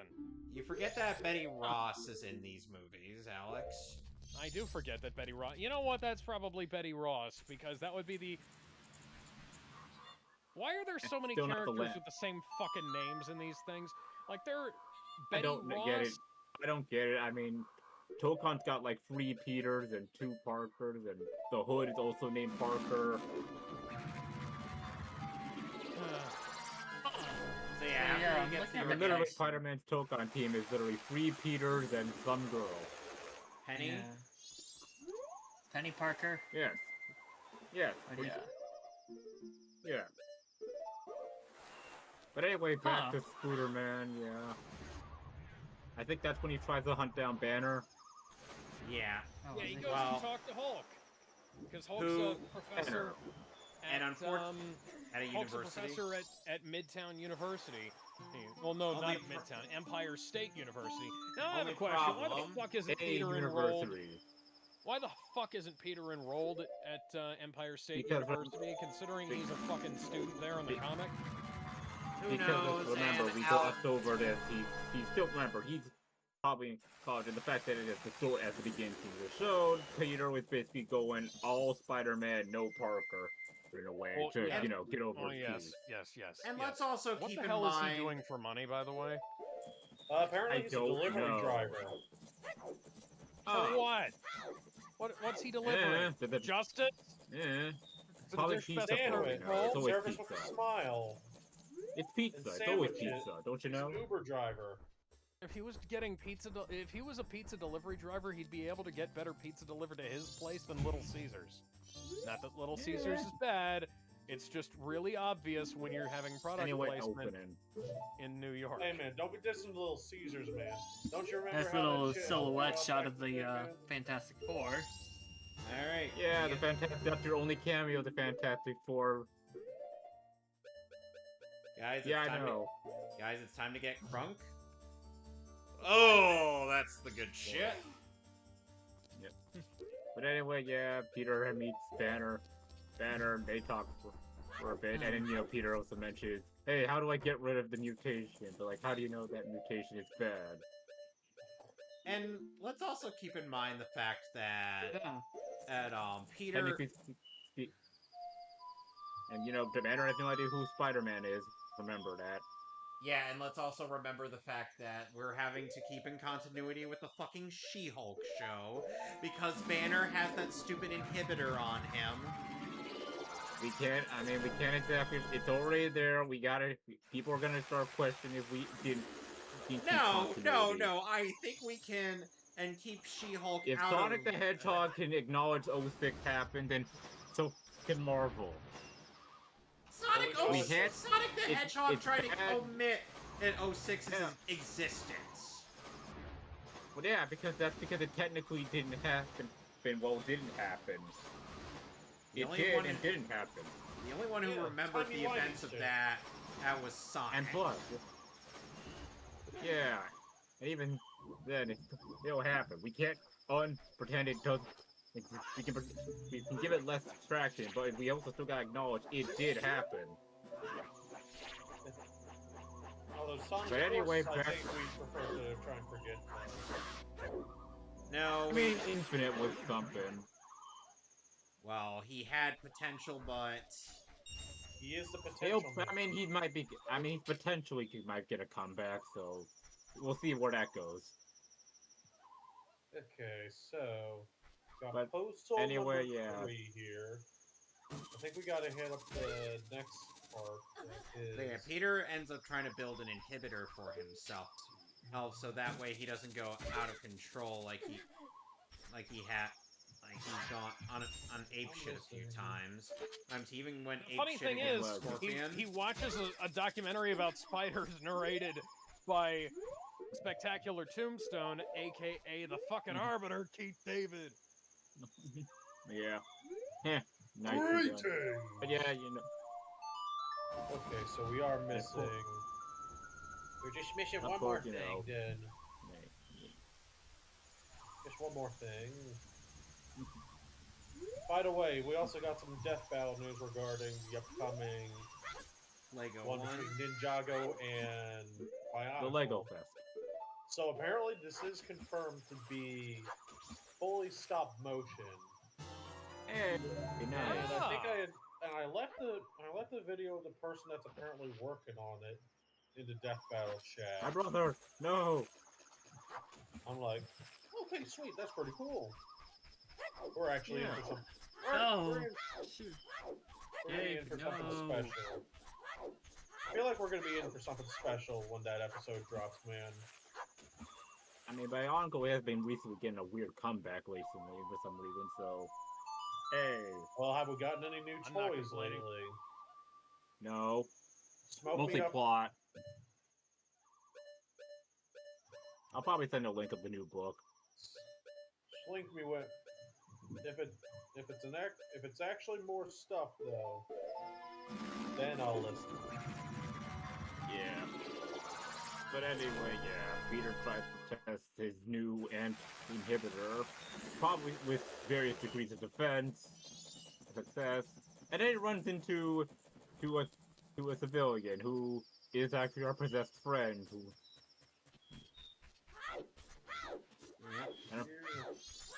And unfortunately, it's fucking with Peter. There's the other. You know, talking with multiple people, which probably forced the man to walk into traffic and get hit by a car.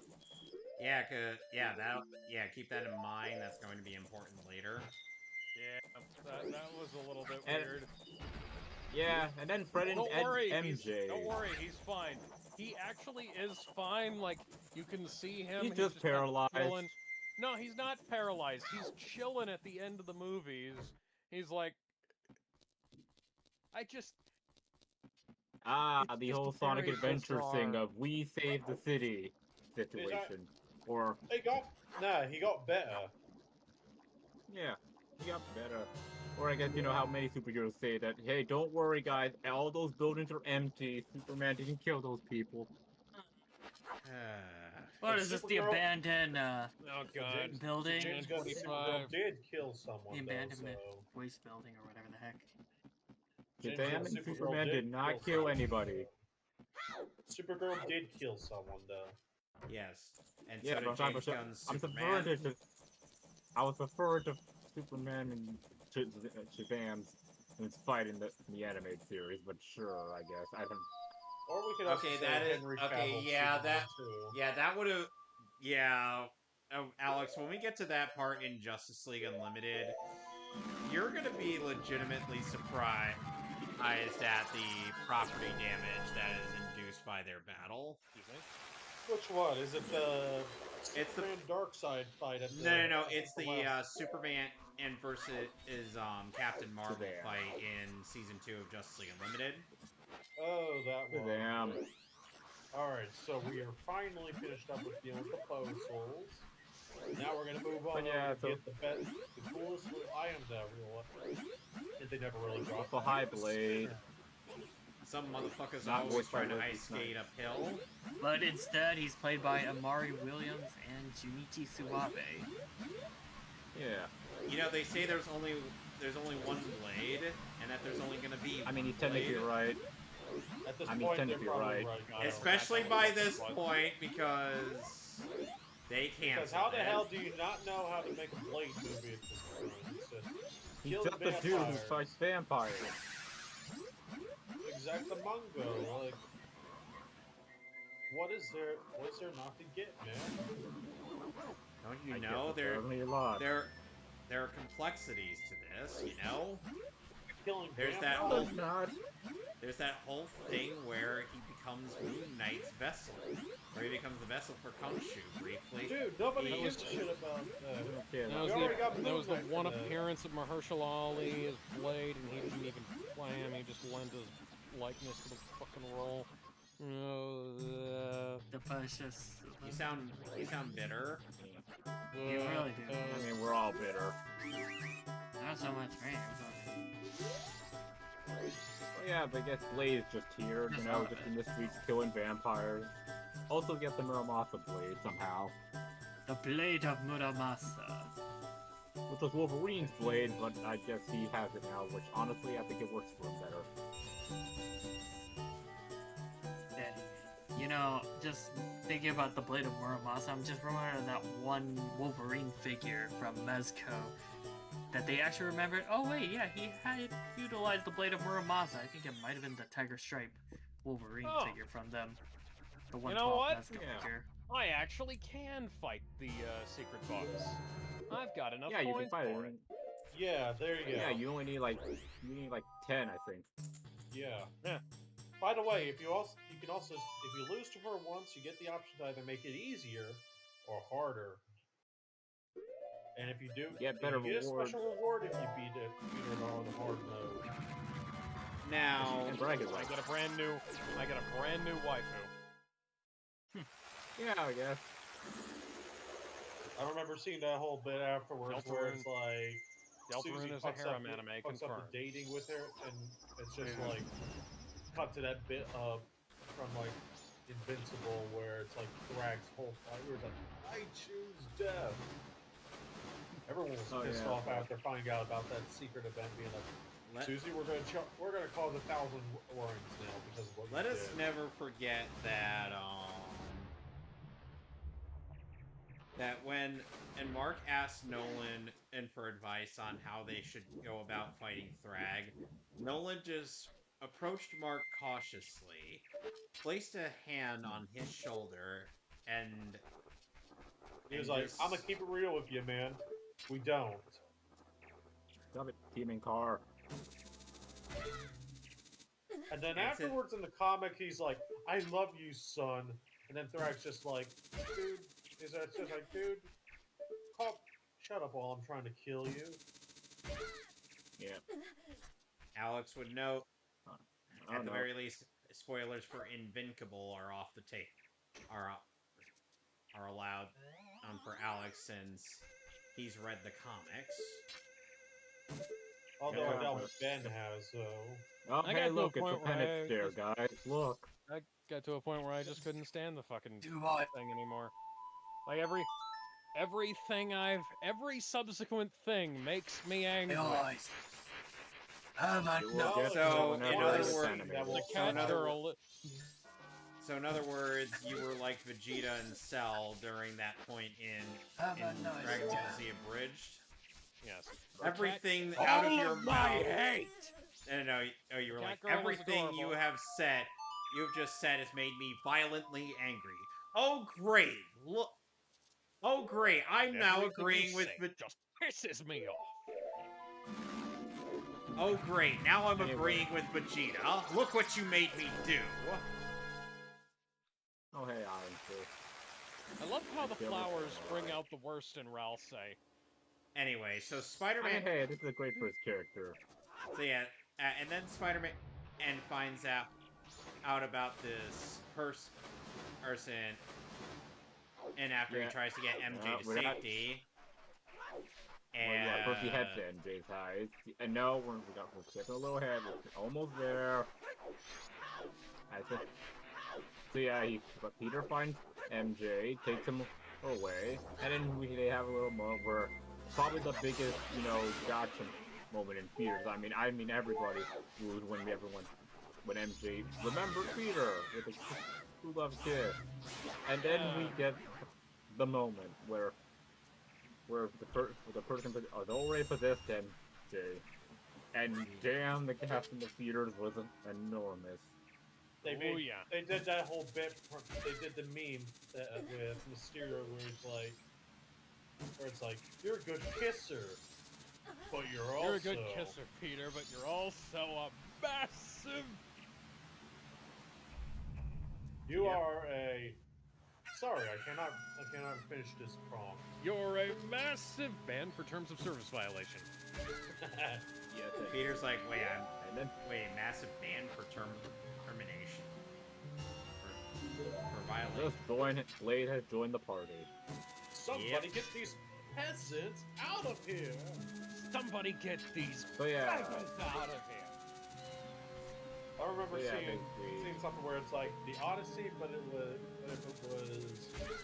directed by Tarantino, and it's just like they're just like, somebody get these N-words out of here. Should we really be using this word instead of beggars?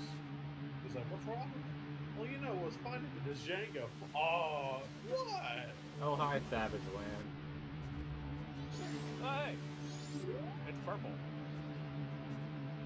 Hi, Purple. Yeah. Oh my God. Hey, Purple. Flirt.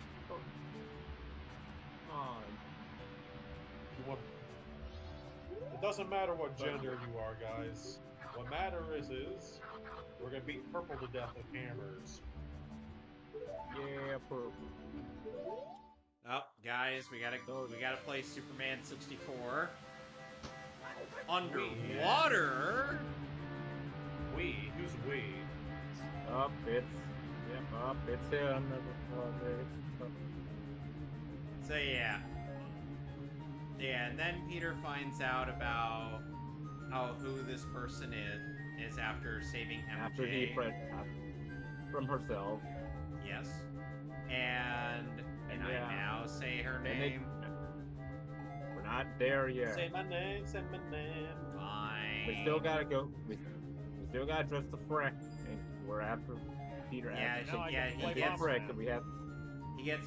Peter gets MJ to Frank, and he has the place wired to explode. Oh, they have a nice little exchange.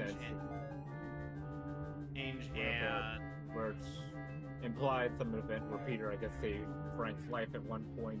At Staten Island incident. They should make a movie about this before they forget what it means, just like they forgot what fucking Budapest was about, you goddamn I think it's just more so just part of a gag, though. Alex, it's okay. It's probably okay. a gag. It's like the jockstrap incident, or relax your anus. Only we don't have Captain Ginyu to dig out the holes. Listen, I don't care if it's a running gag or not. I wanted to see what Budapest was, and then it was a 5-second clip in Black Widow. You're not going to get to know what Budapest is. Why? Because Captain Ginyu says so. In the business, we refer to this as the bottle incident. Yeah, the bottle incident. No. It's the noodle incident. Oh, right. We know when something really bad, something even Calvin will talk about. We just know it happened. Never find out. And that's the joke. Oh yeah, right. And now here we go. Breaking the fourth wall. Now we have a really cool boss fight here. Now we can talk about our totally not mutant and then Peter mutant. Alright. She's a mutant, dude. Mutants are in. No. Oh, Sonic. Here's the thing, and we still don't have an X-Men thing to establish the lore yet in the MCU. The Marvels already did it. Mutants are back, dude. What's the Marvels? Who the fuck are those? No, we don't speak about the Marvels. Thank you. It happened. Mutants are back. That's all we need now. It's time to fight. What about Miss Marvel? Hey boys, time to fight that's Death fine. Sword. That's a fucking awesome name for a boss, man. Death Sword. That is a metal game. Anyway, but yeah, we find out that the name was Jean Grey, which honestly, I'm gonna say right now, considering how, if anyone who's read the comics know what young Jean Grey was about to, yeah, you know what, that kind of doesn't surprise me. And Jean Grey has debuted herself as a terrorist. I mean, this is far from the worst you've done. I mean, let's be honest. If you read the comics. We're speedrunning the Phoenix Saga with this one. I hope they leave the Phoenix Saga. I really hope they leave the Phoenix Saga off the table for this one, because, I mean, Jean has been a terrible person even without the Phoenix before the series. Oh yeah, Jean was a very messed up child. No, not that. Apparently back then, like, there was this whole thing with the Phoenix Force. Okay, but they're not her Phoenix Force, but more like Cyclops getting the Phoenix Force. And basically, long story short, Beast took the young X-Men to the present to hopefully talk Scott out of it, and then I guess Angel, who was freaking the hell out, Jean Grey doing her thing, decided to basically mind wipe Angel and to basically force him to calm down against his own will. And she did this multiple times. Or at a time where she made Iceman gay. So then Peter, Peter ends up finding out where. Side detour. Yeah. About the whole Iceman thing. It's not that she didn't make a gay. Apparently, she outed, by when it is mine, so that Iceman was apparently always gay, and that Mary Jane was threatened out for Iceman to come out. I know it's probably news, but apparently that's the real answer, which is still just as bad because you don't just force someone to come out of the closet, man. That's kind of fucked up. Indeed. So Jean, you are gay now. So Jean goes after Damage Control, all because of Revenge. They took my Not the man's Dish revenge. best served cold. What? What the fuck? What? Sorry, Huh? sorry, sorry about that. I'm so sorry. You want to play that I again? thought that came from Delta Road. I thought it came from Deadpool, I'll be honest. I have several questions. Spinner time. Yeah, I accidentally slipped on the You soundboard. spin me right Anyway, round. so Yeah, Spider-Man you know. goes to try to stop her, and she has control over the Hulk. Yeah. And then the Who's in his professor persona. Oh, and Punch also the big Peter thing. has his invented a universal inhibitor. We already have we already have power inhibitors in the MCU. We didn't need to establish a new one. I mean, this is for mutant base, I guess. But either way, yeah, something. But either way, something. And now he's yeah, going to we have get- his Oppenheimer moment at some point. Oh, and also, I mean, I really don't think should. Oh yeah, and I guess Frank showed up. yep, Frank shows up, Street tries. tears over there. Frank Frank shows up and Castle. realizes that he was not built for this. He's I meant indeed to a play street the- tear after all. I meant to play the Boo soundbite. Play the booby sound again. No.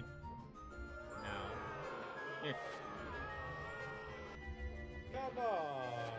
Anyway, so Really is Yeah, a you shame know. that during all this depression regarding Spider-Man, Jameson's not here.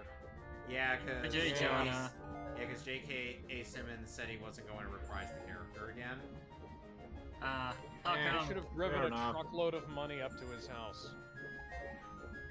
But yeah, I guess, Frank decides to go after Jean, fails because again, this is Ray, still one of the more powerful empathic, competent. An Omega level This is Frank mutant West. versus street Without tier the Phoenix. Frank West. There we go. Next piece of heart acquired. Oh my god, Heimdall, no! Heimdall, no! Shit. Bunch nuggets. But yeah, I guess, Peter fight someone managed to shake off Jean's control over Hulk, but I guess it's because Jean, broke something, as Banner said. Guess, everybody's favorite Hulk comes up, Savage Hulk, for finally makes his debut again. Wait, Red Hulk? Biggest- No. Only No, Savage. It's Savage Hulk. I know. AKA, the Hulk everybody knows and loves, Ah, the Angry, green. big smash. Angry, basically Hulk smash. Basically Savage Hulk, aka the Hulk everybody likes. the one that And people yeah, wanted it's- back for so long. Yeah. Maybe we'll And get more he of him delivered when it. Doomsday happens. Yeah, and he delivered after he had to make up for his fraud watch after Infinity War. Because, yeah, fighting the Hulk is goddamn terrifying. You just never know what kind of stuff he will throw at you. Also, hi, Loki. Ah, hi, Jason Isaac. He was certainly an interesting But yeah. pick for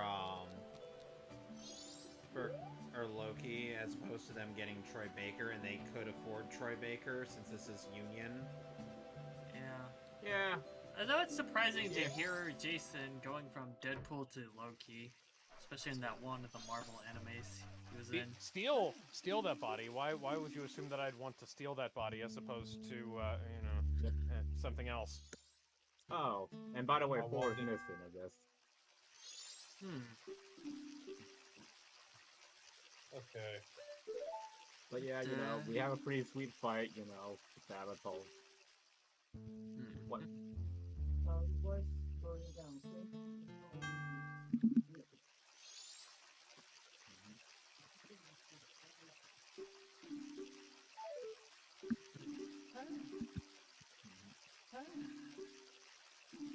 Alright, here we go. And now we have the boss key. I got the boss key. You got the We got boss weapons. And now let's get spinning.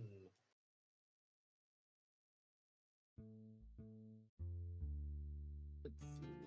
All right. But take yeah, the no, win. and since Jean Grey is played by a sexy redhead, naturally the Spider-Man fandom has lost its shit. immediately latched onto her. Where it's like, yes, we've been starved of this for so long. Even We going don't as want to far deal as with to say that, Zendaya anymore. yeah, even going as far to say Tom Holland doesn't have as much chemistry with his own significant other. Yeah, no, well, that's entirely down to the writers, I think, because if you've ever seen footage of them in real life, they get along like a house on fire. They get along like a real-life version of Peter and Mary Jane Watson, to the point where, like, Zendaya has, like, the exact kind of, like, supportive quirkiness that Mary Jane has in the comics. And it really bothers me that they don't let any of that come through in the movies. This one does it a little bit better, but, you know. Yeah, they have a fight. Spin the win, spin the win, spin the win, spin the win. So they have to fight. You know what we gotta do, boys? It's a dude, but more like he just calms down. And I think he might be implied to still remember Peter. All right, boys. Yeah. Here we go. Which would imply more off-screen shenanigans with Spider-Man, which is probably a result of them. Which is probably a result of them taking, what was it, 5 fucking years to make a movie? Maybe. Not that long. But yeah, I think it could be a reference to how One More Day, how Hulk was the only people that still remember, despite, you know. Here we go, boys. One of the best bosses in Twilight Princess. Missteps. Yep. Who is Star Lord time. Mm-hmm. So yeah, then Jean gets the whole inhibitor on her, and she gets captured. Crossbow training too. Hello. What do we got here? But then he's lame in that game. You just shoot his hands. Then he shoots yeah, meteors and bats at you. Combo Q4. Roll 8K. But yeah. So yeah, Jean gets taken down by Spider-Man, but he's there to get sent to jail. Yep. And then Sent to jail. And then Peter learns that the Department of Damage Control killed her sister. Hideout. And only to find out that MJ found the note. Here we go, boys. And honestly, it would also give a pretty hard break, which, you know, because this is a new one. Technically an MJ that's never been through the thing, and, well, she doesn't exactly love him anymore. Went off to go find a new guy, fawn over. Yep. Which, honestly, I find it kind of ballsy they didn't get back together. I think, because I have a problem with this, because, like, she complains about the new boyfriend, says that he says that she's always too closed off and everything, and to the, like, they have negative chemistry together, and, like, she and Ezra, who, I don't remember his real name, she and Ezra Bridger have negative chemistry together. She outright professes to not liking him. She gets along like a house on fire with Spider-Man once they start talking to each other, once they're in, you know, the Punisher cave or whatever the fuck it is. It's actually when after the scene where apparently this doesn't make a lick of fucking sense. I think based on who she is, she would have said that, you know, I don't love you, but I could probably learn to, because her, like, the way she was with him seems like that might have been the kind of thing she would have done. But then again, that's also something Mary Jane Watson in the comics would have done, and therefore it's something that we can't fucking do, because fuck you. I can't be happy because these stupid fucking writers have to do something horrible. Just enough to piss anybody off. Because like Marvel editorial, Spider-Man isn't allowed to be happy. Now, my feelings on the whole thing, I do. As for I Gizmo, of don't course, hate says it. hotel ass. I'm like, join the call, Gizmo. Just we need. Come on, like- it just feels kind of not fun without you, man. Come on. I'm having to fulfill the pervert quota. Yeah. How you feeling about that new secret boss theme with Hatsune Miku? Yeah, pink. Attacks. She's a mutant. And what game, damn it? Oh my god. But yeah, All right, so for that awkward scene. how we many had that people in the here? apartment. So how many people here have experienced the horrors that is the Water Temple? No, Not I don't that play bad. Zelda.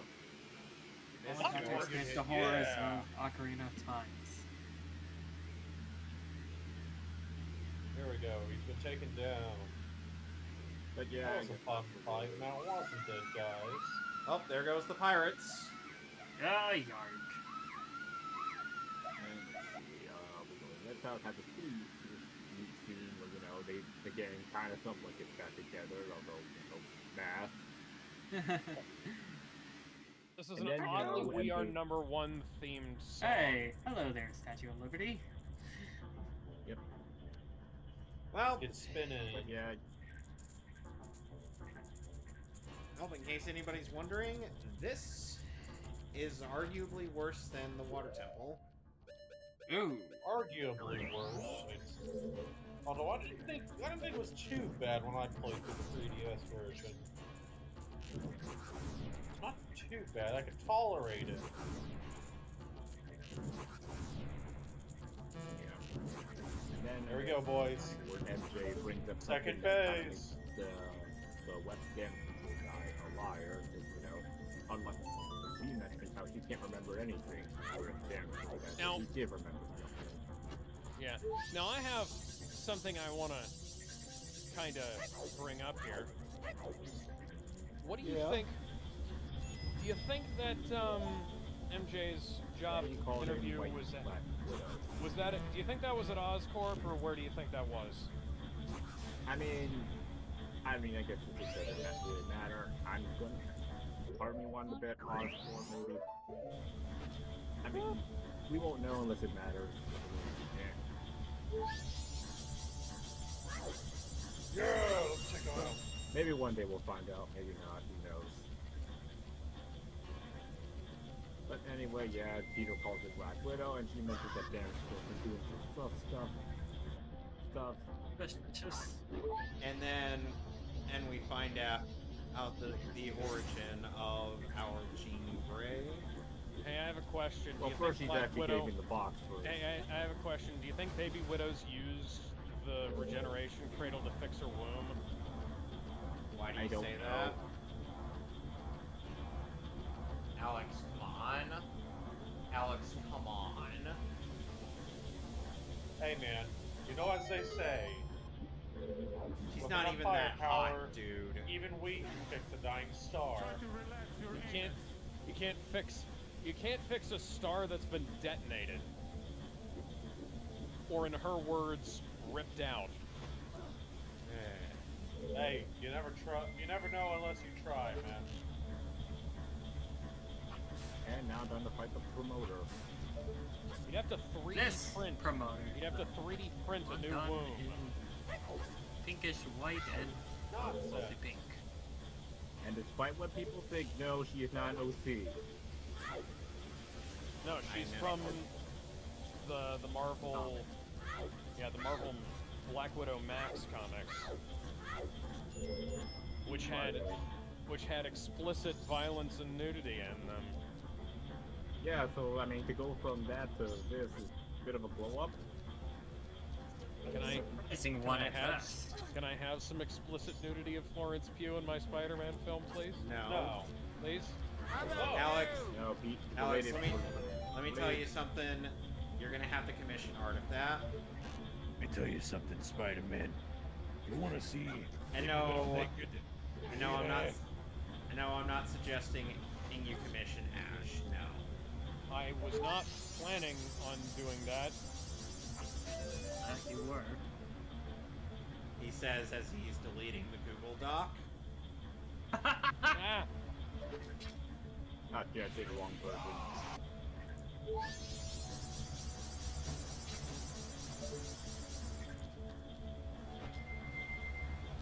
So, here's the gimmick to Great Bay Temple. This current here. We gotta follow the current. We can't go against the current. The current is our Lord and Savior. The current is our God.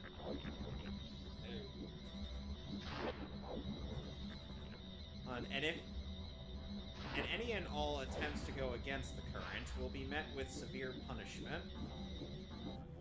Death by Snoo Snoo. Sadly, Snoo Snoo is off the table. It's a very boring punishment. Alright, time. Go climb the thunder. Would you like to know what that punishment is, Tony? Backtracking. No. Imagine, if you will, being tortured by a revolver ocelot reading his slash fiction. That don't seem that bad. It's him and Big Boss. So we're not going with Matthew Mercer Ocelot then. We're going with revolver We can go ocelot. with whatever version of Ocelot you want, boss. Revolver Ocelot wasn't even voiced by Matt Mercer. He was voiced by Troy And Baker. Metal Gear in his 5. version. Yeah. Yeah, Where Metal the Gear heck did you get Matt Mercer? I get that Metal Matt Gear 5 Mercer has was taken there. over for Troy Baker a few times, Troy Baker. but that was It not. might sound the same sometimes, so. I get that. Sorry. Yeah, so I guess she knows about Jean Grey's story, how her sister There we go. got taken by a kid, which honestly, I'm gonna be honest here, kind of bad she got taken away. I mean, consider what they were doing in the park. Yeah, so the B-Max twist I'd at least say was like, yeah, I was gonna say, Max, is it something from the comics? And then it turns out, nah, it it's a wasn't. It was the last torn, thing. it's a torn label on a vent, which was It's the the last last- thing kind that of- her sister saw before she died. She wasn't getting And it's anything. kind of dark. God, She I remember wasn't getting Sadie it. Sink said that she was like, "What is like?" Is her sister in the vet? And then she realized, like, oh, and then everybody had the same reaction. It's like, oh my god, the Duffer Brothers did a number on this girl's brain. Yeah. Oh, Although I will I say, used I to assume like the Duffer Stranger Bro- Things. That means that just Also, like, weirdly Duffer enough, Brothers just did the actress who Coke. plays Jean Grey does kind of look a lot like Sophie Turner. yeah, she does. She also looks an awful lot like MJ does in Spectacular Spider-Man. As voiced by Vanessa Marshall. There we go. We Yes. got 5 of these guys to take down now. well, on a side note, oh yeah, right, the whole filthy telepath thing. Yep. Goddamn telepath. Like, they always did suck. Before the Also, movies, people, but also the Punisher, sadly, will never kill anybody with humor. GG. And John Bernenthal spotted taking a nap. Spotted taking a nap. Yeah. No way up in this movie. Shame on you, Mr. Anti-Napper. So yeah, Jean crashes out and kind of becomes our final boss, putting New York in a psychic, I guess, guard field, I guess. Horse. Yep. The only people she the way, can't from the way you're control describing it. The only people she can't control are Punisher and Spider-Man, which Well, you know, she did. Well, no, She did Punisher is control- actually out for he's just outside of the range. Punisher's outside. Just to of not be range. affected. she did try to control Punisher, but No, she did control him, and she succeeded. I can't believe that. Although that she kind of looked into be able his to- head and she was like, "Whoa, he's kind of fucked Damn, up." this guy's messed up. He's like, you After know, all, people, she's like, you know, I can't seem to mess up his life any further. yeah, but yeah, people tend to forget, despite the fact that Punisher is kind of like how Daredevil is, where, you know, he's a speed tier dude who fights people way out of his class. he's still just a regular dude with guns. He's fighting evil. Now you know he's fighting evil by moonlight and killing thugs by daylight. His family died from Anyway, a mob I can't fight. wait for secret words where someone says, "Yeah, get his ass, Punisher." Let me tell you something, man. He does get to say the line, though, at some point in this movie. Let me tell you something. I think he does say it. I think around the end. But anyway, as we were saying, Spider-Man kind of has to break in and fight the hand. Yep. And Who were and reading also, best you know, Sequence in the anti-Spider-Man. entire history of MCU Spider-Man. Yeah, we kind of get a pretty awesome scene. You know, what Peter Parker activates his spider trigger, or whatever we call this thing. I guess. All these thoughts run up to my head, arms on fire, veins burning red. Frustration getting bigger. Bang, bang, bang. Oh, my spider trigger. Yeah. And we'll get to the last bit that will leave before I leave things off. We get to see a flashback of what happened towards the end of the story. Did the manga ever iteration of Twilight Princess expand on it? Not really, but they did kind of set that execution during Volume 2. And the way that it's presented in the manga is far more brutal than in the game. So here we're fighting warts. Or, aka... Anyway, I guess our first member of the tournament is the Knights of Doom.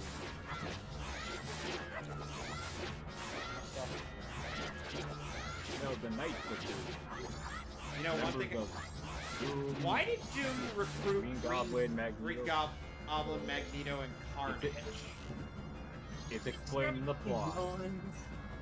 I think we'd be short on who we wanted to team up. That's a good explanation for why Doom, how Doom got all these guys. Oh. No, you're not listening to I the job iteration.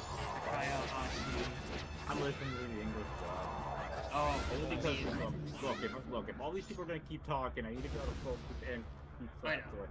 You don't understand it. I don't speak moon speak, guys. Moon runes. Plus the Japanese, and plus there are changes in between the Japanese version and the English version in terms of dialogue, especially with Wade's references, because Wade, as I've mentioned, is the man of references in this game. Not the one I'm Everybody in the grandma knows this. And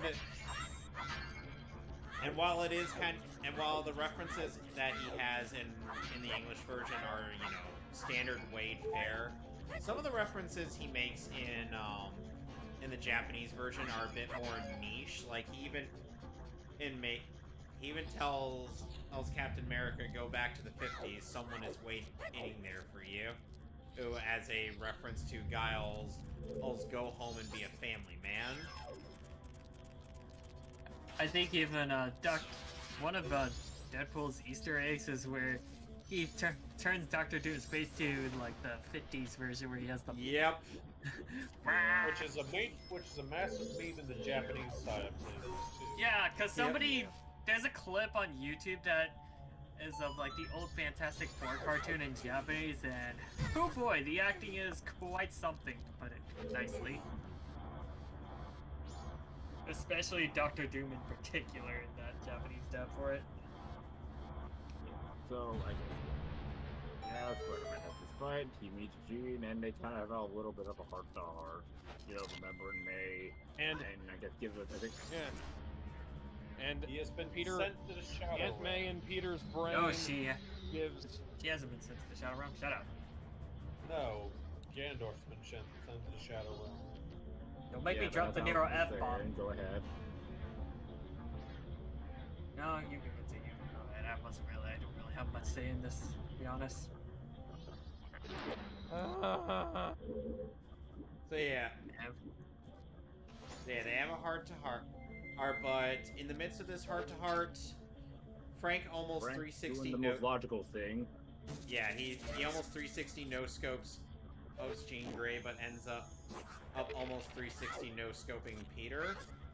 He hit that epic Fortnite clip on him. Yeah, because Mom, get the camera! I almost killed Spider-Man! Ah, nice. You know, he probably would have just killed himself if Freaking Spider-Man Deadpool died pulling at a that duck, point, too. pulling Yeah, a if he- dial on Doom. I agree with what everybody people said. It's like, oh, that would have been another picture in his cabinet. It's like, no, Frank would have given himself a 45 caliber lobotomy after that. Yeah. After all, you know, because Frank is not only be killing a kid, but he'll be killing a hero. And everybody loves Spider-Man, right? That's effective. Even jokes through. Killing That's not something people. only a hero, but like one of the only actual friends he's got. Yeah, Spider-Man's kind of the friendly neighborhood hero. I mean, sure, outside Spider-Man's comics life sucks, but Spider-Man outside of other people's comics, he's kind of that guy that everybody likes having it around. Remember about the ghost dog from Doctor Strange? He's being like, yeah, I want to meet Spider-Man. But yeah, you know, Peter gets shot, sent to the hospital. Jean Grey manages to we get keep this Peter pretty nice alive scene. with her powers, and then Frank's like, look, I'll keep your identity secret by doing the most embarrassing shit possible. Well, not really, because it's like, it seems like he actually enjoyed Yeah, I was gonna say, it was like when they went to try and get Peter out of the hospital, and Frank had the mask on and the gloves, and he's like going, yeah. No, I mean like that it would be normally embarrassing for him. I mean, not like anyone would know it. But yeah, he's PG Punisher. He's funny. He can have a little fun. But yeah, you know, to show that, you know, New York Hey, loves anything's better than the fucking TV show. Yeah. Oh, hi, Magic. Voiced by Iroh Spies in Japanese, and I believe. What's up? Come on. Oh, of course. I'm probably.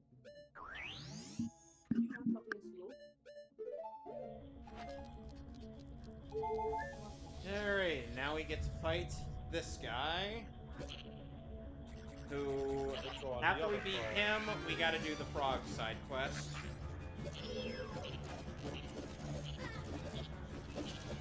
Quest. Okay. Jesse Valinsky. Yep. So I was saying, yep. Magic in Kokon is played by Jesse Valinsky and Pyros. Oh, God. I don't want to start to be a samurai outrider anymore. Where's Cable? Put in a good word. Ugh. Drop your trash. No.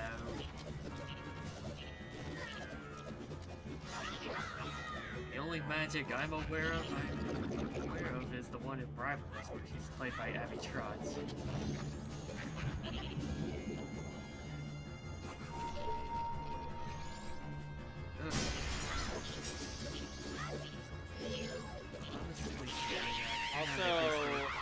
Also, one other thing that Wade references during his win pose is Dr. Faust's insta-kill from Guilty Gear. Mm-hmm. We know. Huh. Huh. And Bill Gage link attack. And after Peter resumes his after life starts to go back to some semblance of normalcy, for Peter, or while he still has to maintain his secret identity because life sucks for Spider-Man. And we got Mr. Goro now. And he then manages to reconnect with Ned, and by the film's end, and we conclude on probably what I consider the most pointless post-credits scene in the MCU, which is where, except when my theory at least comes into play here. Yeah. Hercules was more pointless, I would argue. I'm going to say this. I think Tom Holland's eventually going to make an appearance in Beyond Spider-Verse to some degree. Yeah. What's going to end up happening is that... And then, I don't think I already told Stark told you about my theory, right, Stark? Probably, but I don't remember. So, Spider-Verse is going to end with them defeating the Spot and then them realizing that Miles Morales already had his canon event, which was Uncle Aaron dying, and that saving his dad was perfectly fine. But then in person's going to end up happening, destroying Miles. Oh, Miles' reality. speaking of that, And that's going to lead directly into Secret Wars, which is going to explain why Tom Holland isn't around Doomsday.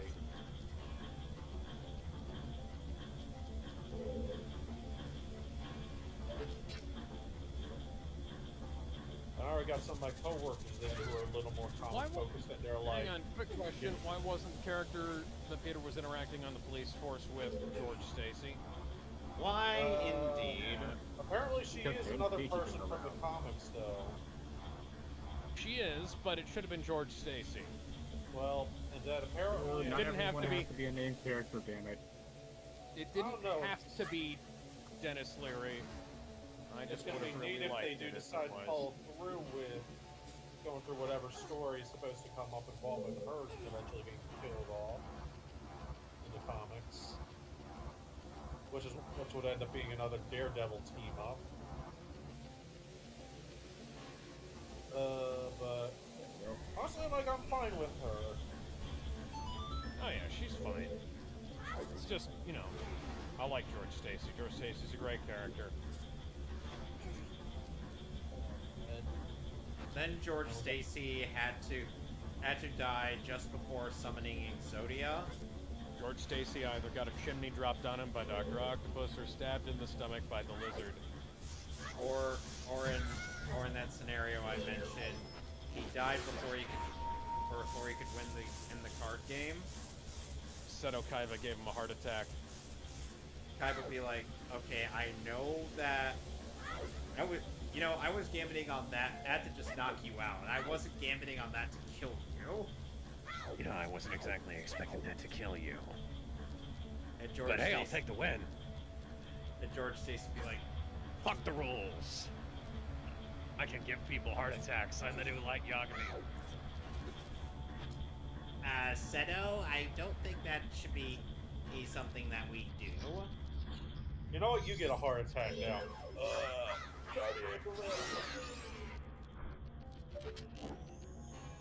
You're gonna need to up your cardio game, Yugi, if you want to beat me. What exactly do you mean by your cardio game? Let's see, do I write Yugi Moto or a Tem in this book? Okay, hey, you're up to something. What's going on? Okay. Let's go ahead and save everything up here for tonight. So, whenever we do get to Twilight Princess next, we're going to be going to Snow Peak, which is where the dungeons peak in this game, honestly. So then, until next time, for people on my end, I'll see y'all on the frontage road for next Monday when we go Mario Kart. Stay safe out there. For those on Tony's end. Go, and now my end is wrapped up. Now, I'm gonna try to see if I can beat a Great Bay Temple before. I'll probably stay up a little bit, watch you see if you can do Great Bay. Well, I'm more than happy. She is the best tsundere. Or at least beat her yet? attempt to try to speed power through it, maybe. No, I'm in the process. How about a choice that means both? Oh yeah. I wasn't even asking you, but more so Sonic. Oh, you're on here? Yeah. I'm gonna see if I can get the champion by the end of this. So how do we feel about Deadpool dunking on Justin Wong? Yes. Always I like it, and not to say that. See, kind of get jabbed at. I like that. Yeah, at Justin be like, Like, whoever worked on Deadpool, I hope you keep your job forever, but why do you gotta do me dirty like that? That was his reaction. Never forget, every time whenever he is trying to play Third Strike on Fightcade, everyone be trying to Daigo parry his ass. And the worst part is like, he's like, you're not Daigo. You're not Daigo. Hey, you didn't do the full parry! Do the full parry! It's like, and yeah, and we know that you're kind of exaggerating things there, Go, because Wong is actually a pretty good sport about the whole thing. Yeah, I know. I mean, after all, what? without that Evo moment, he nor Daigo would not be famous. And keep in mind, that was the losing bracket. Yeah. Yeah, I mean... Man. Yeah, no. Like, you made the losers bracket more memorable than the actual winners bracket. I think I heard one of the Evo moments for Soul Calibur 2 around that same year that happened, where the winner's side of Soul Calibur, they had to pick a character that people weren't familiar with, and that was pitifully embarrassing from what I heard. Because they just made the fight so boring, kind of drab. It was uninteresting, to put it nicely. It was. It's like basically before Smash 4, one of the Smash 4 tournaments for EVO, where they lamed it out with Bayonetta. Like Captain Zack or something, I believe. Less said about Smash scene, the better. Yeah, I mean, we still know we have Alright. I'm just gonna play catch up with the summer event for FGO. I've been meaning to play catch up with that. Far behind. We ready for the Nikkei Persona event that's coming up soon? I am very well, although I'm more okay about the main story update. Look what they did to Lucario, man. He's just a body now.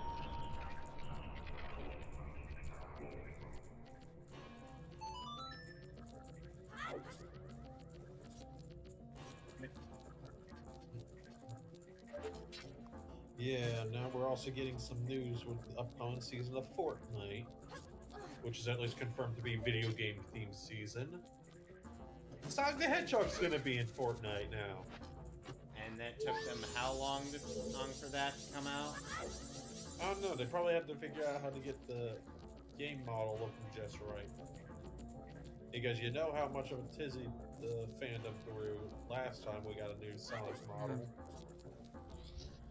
Alex? So we're gonna have, I know you Sonic guys... Boom. I was thinking more like Sonic Frontiers. People complained about the Frontiers model. Those I mean, Frontiers... everyone can play those. Everyone seems to complain whenever a new model happens. Or Sonic Forces, maybe, that's what it was. You know, I looked at it's very interesting. I looked into it. Like, Sonic isn't really all that much popular in Japan. Yeah. Because they kind of prefer something a bit more the safer, but kind of... Like Mario. Yeah, more cutesy, but kind of lighthearted. You'll ever think about how, like, they're talking about how people be like, who are defending Sonic 06 being like, oh, it would have been so good, man. Look at how much potential there is. I'm like, And you know, it's there even was a more lot of interesting. potential there. Yeah, But a lot of the production hurdles is what kind of made me realize, like how the voice acting is more in sync with the Japanese as opposed to the English. Not really. But or is it? I don't know. That's what I kept hearing. The remember voice from acting Clement's isn't video of it. what the voice Like, acting as far as isn't even in lip-syncing. sync in the Japanese version either. It's a case of the lips are barely animated. Yeah. I think it was like, I almost wanted to believe, yeah, Adventure 1 and 2 were more in line to the Japanese, but yeah, then again. I hardly wanted nothing to do with the whole Adventure 1 versus 2 debates. Although weirdly enough, with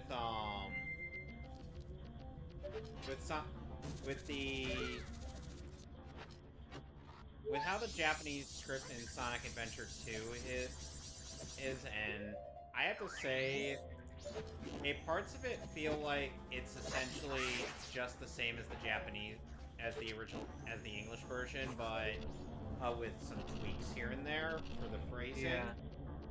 Like, if you look at the translated version of Rouge and Knuckles' exchange, last exchange in the Hero and Dark story, or in the Japanese version, and compared to the dub, it's literally almost the exact same thing, only phrasing is different. That is the bizarre thing about the scripting for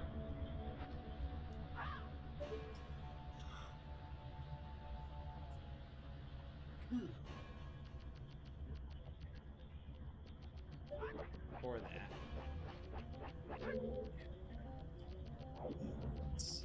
Well... Yeah, it kind of reminds me of when I looked through the original Fatal Fury's translation from English to Japanese. Like, they were pretty much mostly on point with one another, but then that was partially due to the fact that this was before, I think, SNK Japan outsourced their English translation scripts and localizing to the SNK America.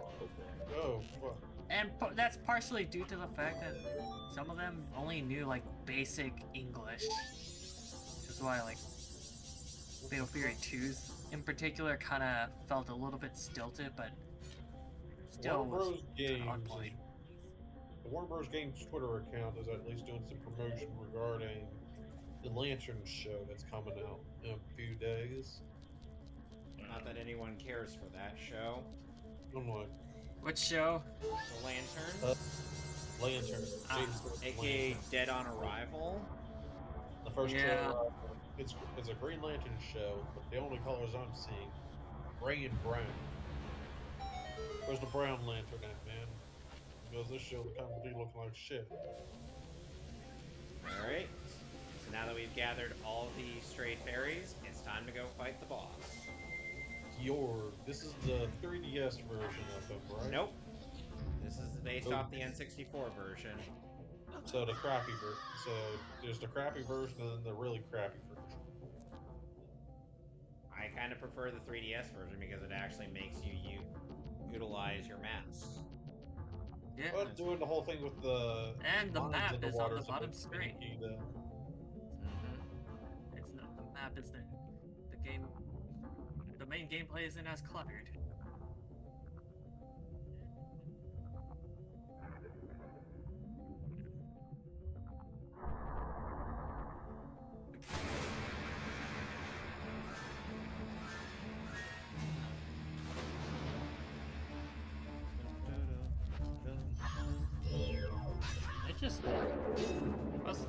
As far as like some animes, I've just mostly been going back to older classic titles.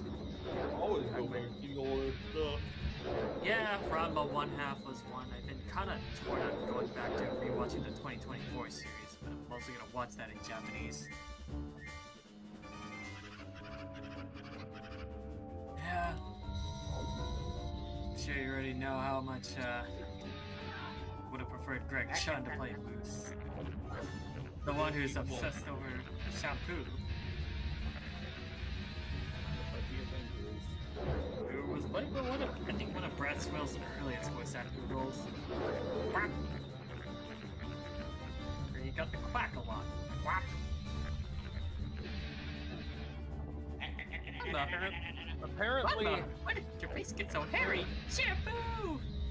apparently, Harry Potter fans have caused a $500 million UK interconnector project to be rerouted. The cable formerly went straight through the quote-unquote grave of Dobby the House Elf on the beach, where they buried the fictional elf, and apparently they ran it.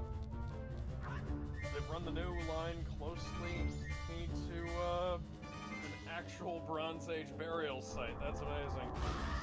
Okay. This is great.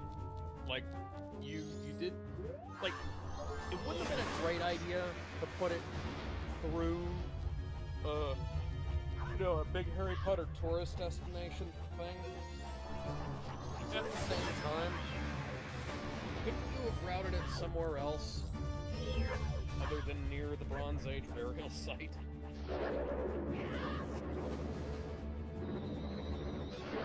And he's dead.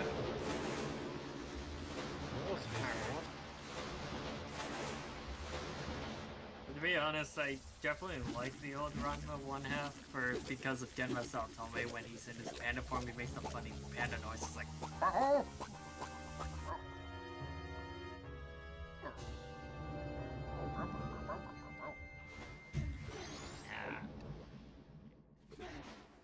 Alright, so that was Gjord. Pretty underwhelming boss fight. Yep.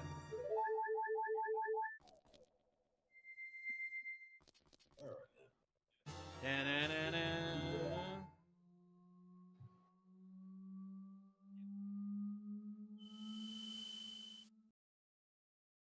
Oh, And now we're back here again.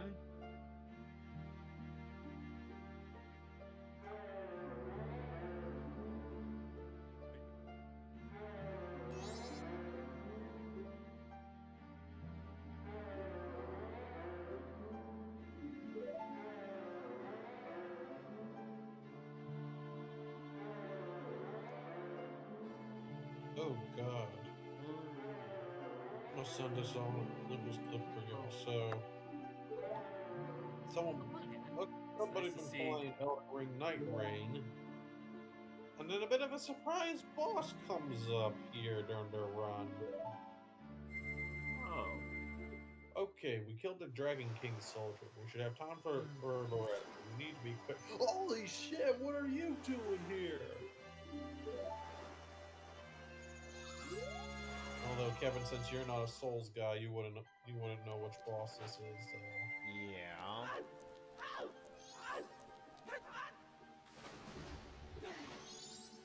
Alright, so now that things are back to normal, it's all in Great Bay.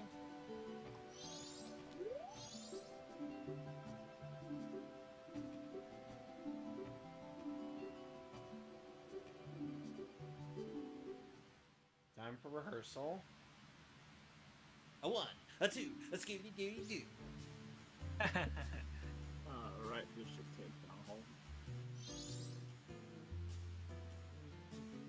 There we go. Find a way out. How's the super boss going? Super boss. I'm kind of done. Did as much as you could, anyways, or. Yeah. And Alright. Loki defeats the Hulk, finally. Hooray! So now that we're done with that, it's time to go get our prize from the Great Fairy in this area. And we gotta spend quite a bit for side questing before we start our next area. Alright, And go we ahead and still- call tonight, then, y'all. Alright. I'll see you, Kevin. I'll see you at Sonic on Wednesday. We'll be doing our little movie. Okay. Yeah.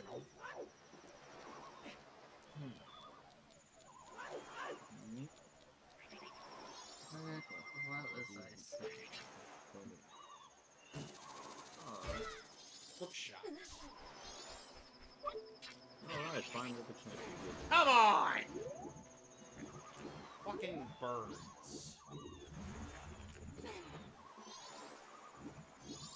Looking through Unreal 2024. We like some of the cast. Ukyo, Erica Mendez as Ukyo Kuanji, best girl, and Rama one half.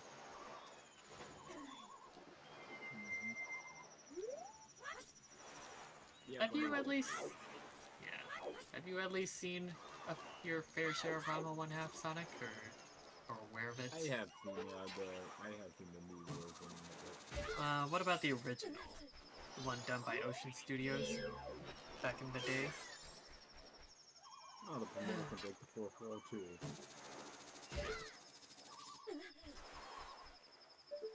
Just yeah. Well, since this is I want to imagine if Jennifer Walter, if Miss Walters, aka She-Hulk, was added to Utokon, she probably in the background. Of course she is. Along with Mary Jane. Of course they are just background characters. Colossus and Beast are relegated to the background. Psylocke, and Iceman, and Gambit and Rogue, and Professor X. You know, I'm surprised that Iceman wasn't in the background making out with some random dude. Yeah. Especially after they retconned his sexuality.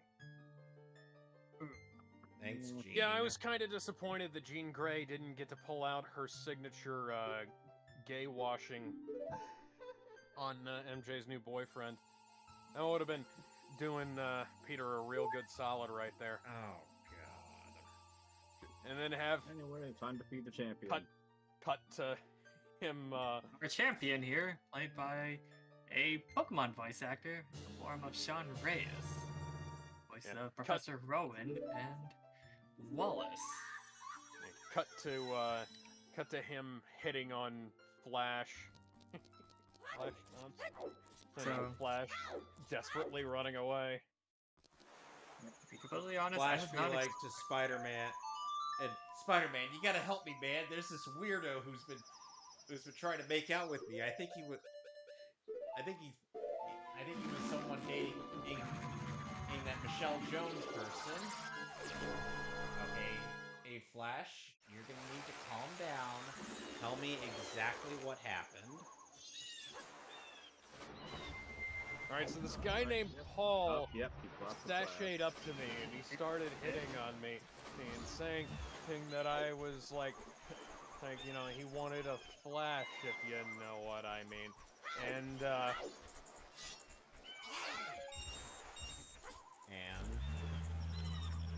well, I knew what he meant, and I didn't want anything to do with it.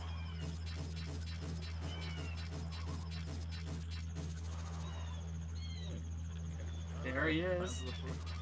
Round one with the champion. There he is. There's Professor Rowan himself.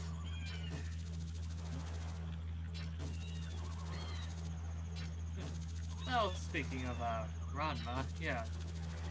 Josh Keaton is in it as Dr. Tofu Ono.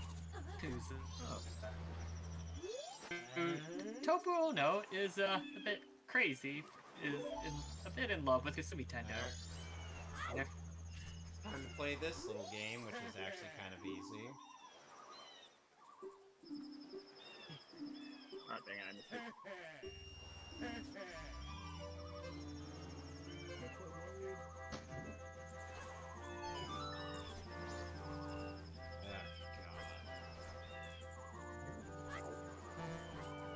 What?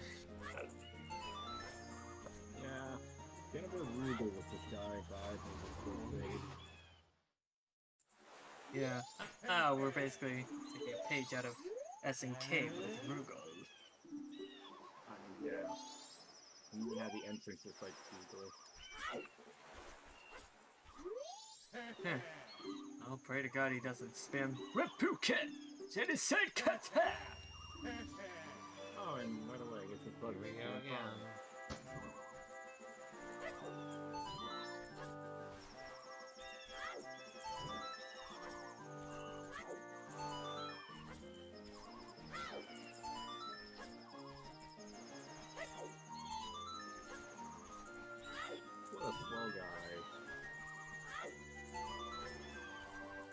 Uh-oh.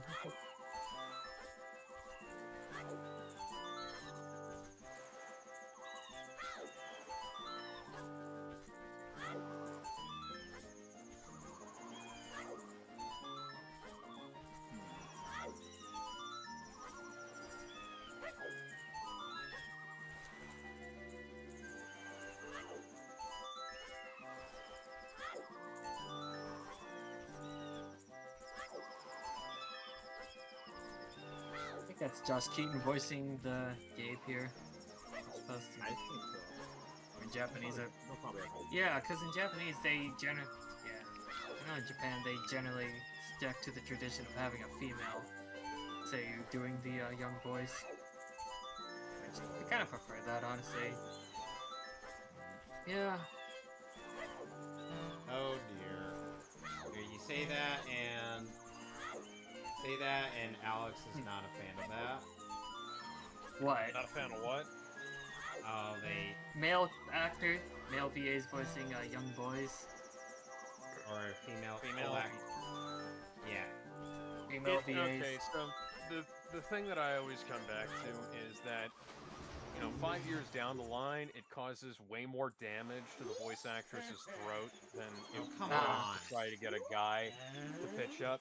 And the longer they do it, the more damage it causes, and it, you know. Well, yeah. I mean, as long as it doesn't strain their voices, I wouldn't be opposed to it. And meanwhile, Colleen strained her voice for a long while as Luffy. Yeah, and I feel like that kind of affected her not performance even as young Gohan a bit. She's even like not after even Kai. a good voice for either of them. I think she's a way better voice for young Gohan than Nadolny. Yeah, I said it. No. No. No. Yes. No. I prefer Colleen over Nadolny, so You're wrong. You're wrong. you're not changing my mind.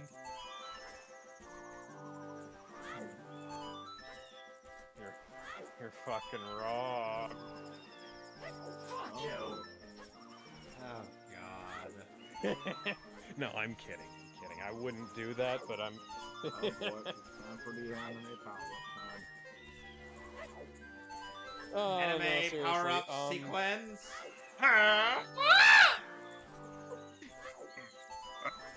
That is actually how it sounds in the game, in case you're wondering.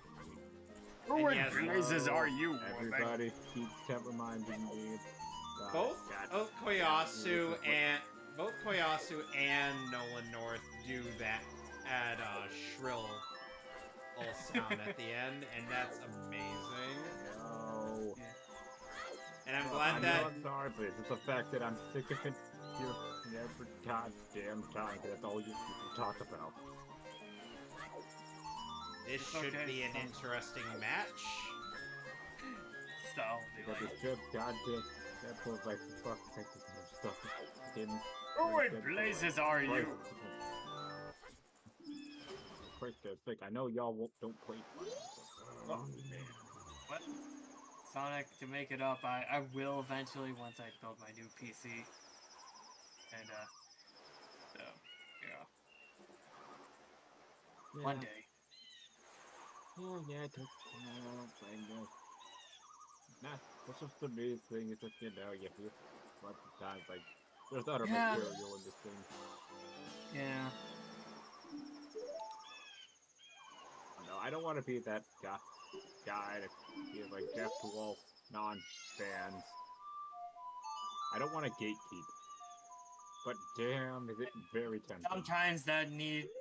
Sometimes gatekeeping is necessary, especially those who pretend to be fans. I know. But I rest my case. I know. It's still evil. Fuck, it's still an evil. Alright. Anyway, time to fight the Ghost Rider versus the champion. Samurai Outriders. Alright, Professor Rowan. Let's see what you're made of.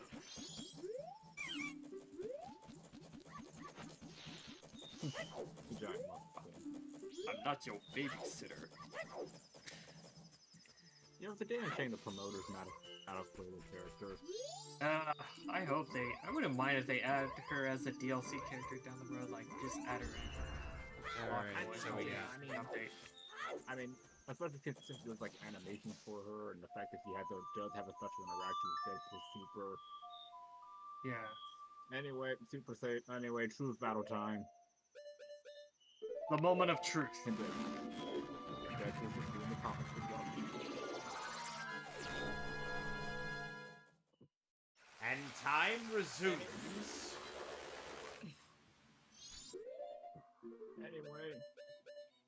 Anyway, yeah, meet the champion. I'm true form. And he's a grappler. Of course. Zack taking a page out of Zangief and Clark. He's a grappler and Hulk isn't. How Hulk was weird! Never a grappler, you LARPer. God Well, damn it!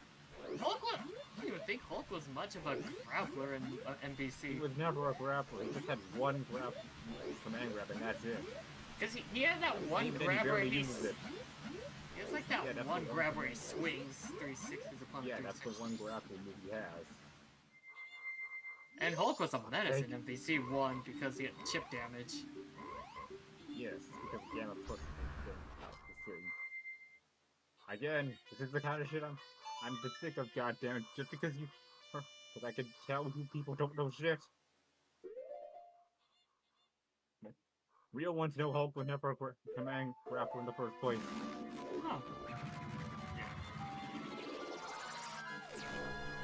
No matter how many times this month, week I've been corrected, and then people know Hulk was never a grappler, despite the fact they keep saying he is. Yeah, you know the pain I feel when I try Yeah, to but- correct people over some fighting game facts. Yeah, but that's No, Kevin, no, don't finish that sentence. You don't we know just shit. assume because he's a No, big, you- slow no. guy. Being a big slow guy does not equal grappler. I know. No, look at the guy.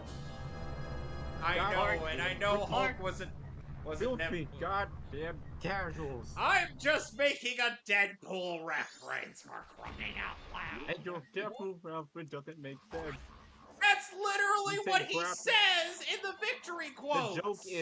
The joke is a reference to Marvel Capcom 2 where he has that one command grab. Not he's a grappler. Fuck! You don't even know how the reference works. Daimon Fuck and you people. People Goro look at the Daimon. Super Combo Wiki for fuck's sake at least. Oro Daimon and Clark says hi. Anyway, round 3, I guess we're going to Alright. champion transform some more. We get his super / true form. His super Hi. form is perfect. Ganzentai form, as the Japanese call it. Ganzentai Seru. God, I'm gonna crash out if anyone calls Hey! a goddamn grappler shows up in a grappler. And- I swear to God, I'm gonna send them to the gulag. What if And Hulk there we was go. What if Hulk was actually a No, he was not. What if Hulk is a would be a rushdown character? He was a rushdown character, you boobs. Dog.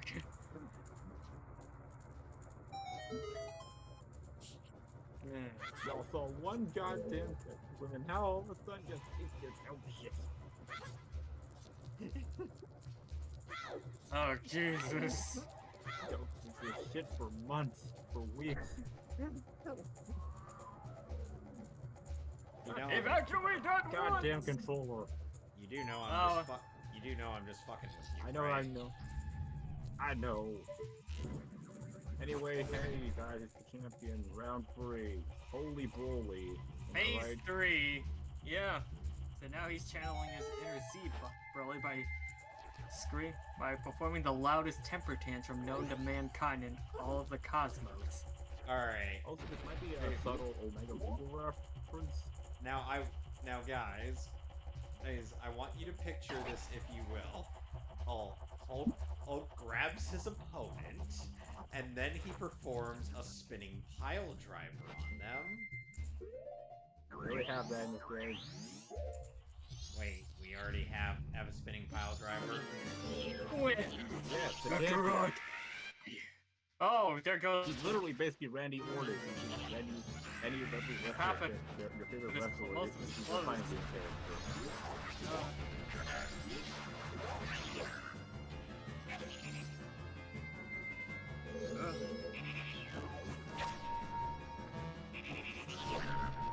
I hate you, Kakarot, because you cry next to me.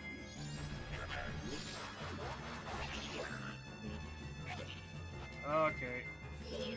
Oh, Jesus, that dang, he's straight up going out for blood. Yeah.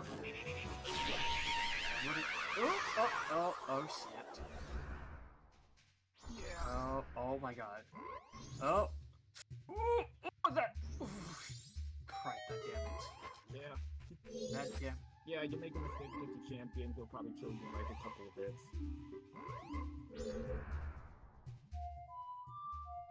Oh, fine.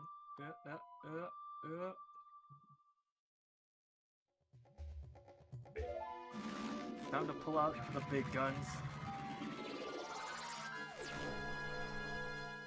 Ooh, ooh. Oh shit, oh shit, oh shit. Alright. Ah, fudge. Time to go to Snowhead. Because we got all the frogs. So there we go. Why are you standing up?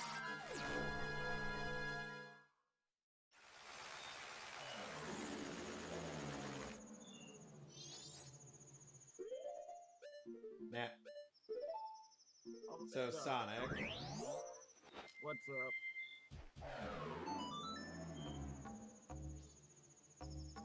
Yeah.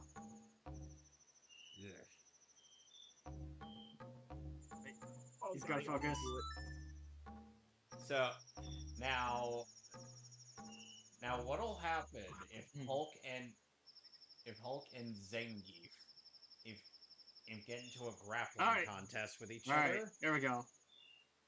Last round. Come over to Capcom 1. Oh, hey.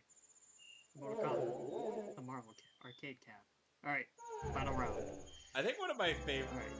I think one of my favorite Deadpool friend zones was actually the brief bit where we see Deadpool with Hulk, and Hulk isn't trying to do the heart pose; he's actually trying to punch him. Yeah. Honestly, that's for the champion and the promoted version. Oh, Jesus Christ, wow. Oh, shit. What was the funniest reference that Deadpool has made in the game for you, Sonic? Why are you standing up? One of the win poses.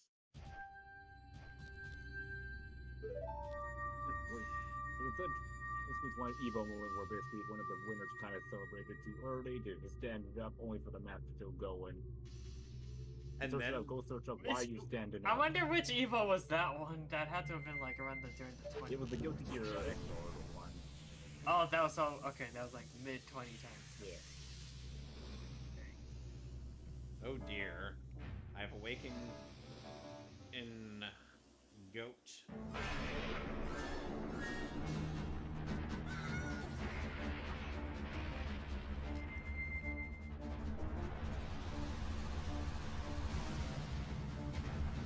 Second time's charm.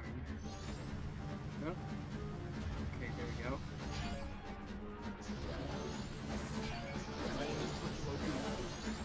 Oh, shit. No, I'm getting next.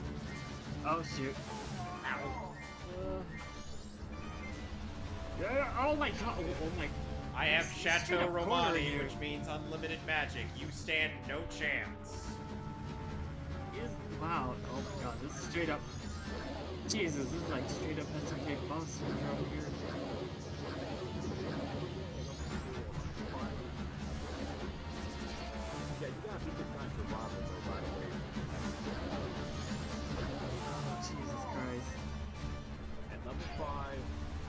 killing 100 people on a Tuesday while making a ham and cheese sandwich.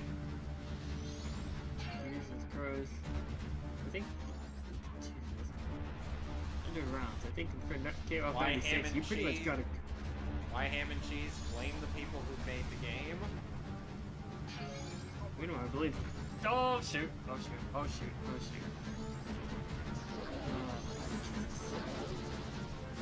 I believe KOF 96 is survival mode. You just basically pick a character you're good with and go through beat through the game's entire roster.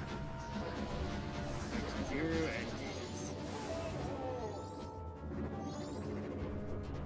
Oh, come on, come on, come on! And he's dead. Victory!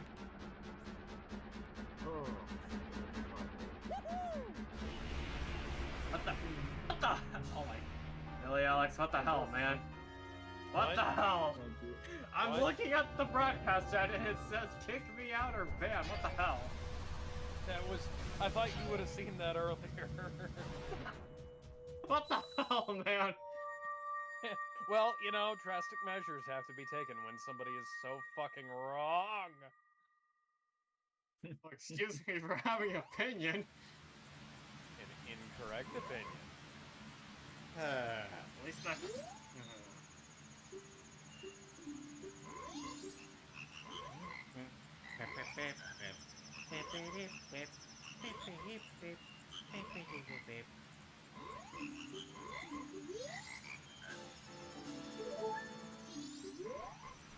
The demons talk.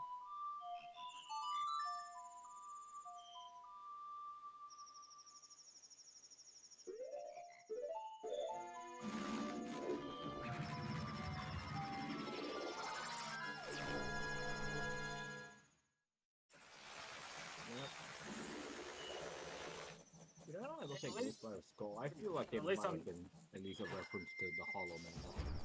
At least I'm not as very spurky like Ben. Yeah.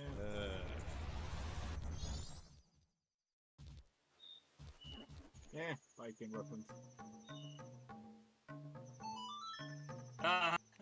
Referencing the fact that you... Well, I don't have an issue with that. Or even... I do notice that... Sorry, Zero. Yeah, I do notice that he does go a bit overboard and also making a big deal about nothing at times. Yeah. Yep. So yeah, go ahead. I know, but yeah. And a nice little nod to the fact... Yeah. But yeah, to answer your statement, Sonic, but yeah, even a reference to Fatal Fury Special. If you want to get the secret fight with Ryo Sakazaki, you basically gotta go through the entire game without losing a single round. And Fatal Fury is brutally unforgiving.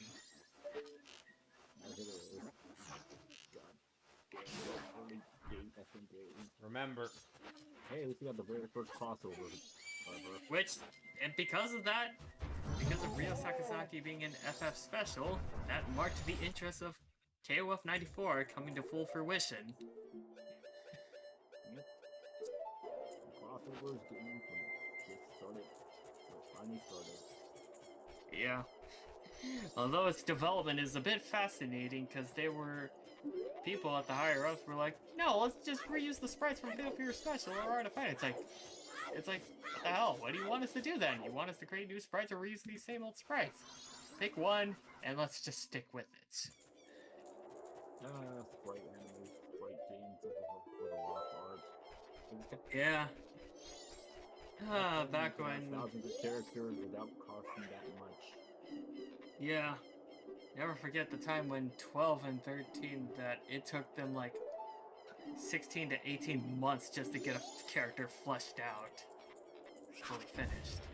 And thank goodness SNK did not go back to that ever again. Because it's... Well, Bobby Wave gets some friends. Yay! And learns the power of friendship. Believe it in the heart of the cards. So that just happened. That's what the hell for? Give me a moment. I'm gonna, since I did save. Yep. keeps on the top. Living out the good life, I see, Loki. No, I mean, this is technically still his anti-hero phase. Ah, Let's try this again. your mechanical carriage ready. Good as new. Well, I guess I'll have to come back here a different time because...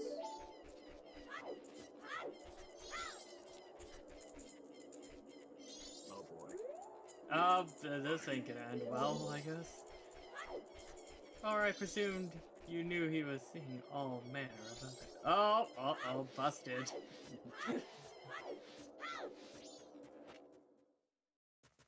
Oh, this was a bust. Oh! Oh! Wah, wah, wah.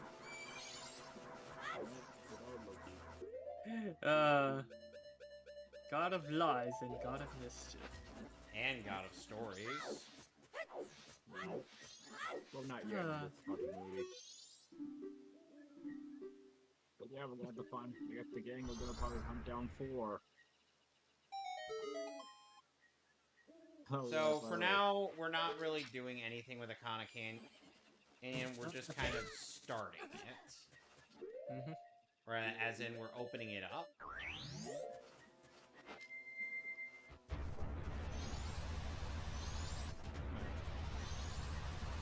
Oh yeah, talking about this book right here. Why don't you guys know? I mean, someone leaked the DLC on Reddit. What They did... both think of.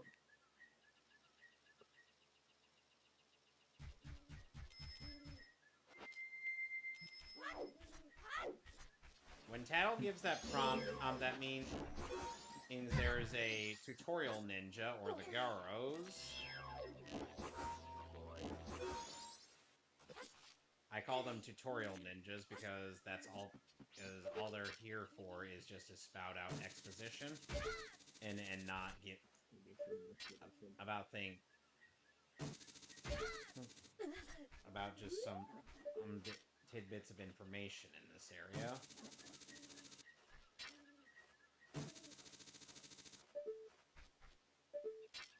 And they all fight exactly the same way.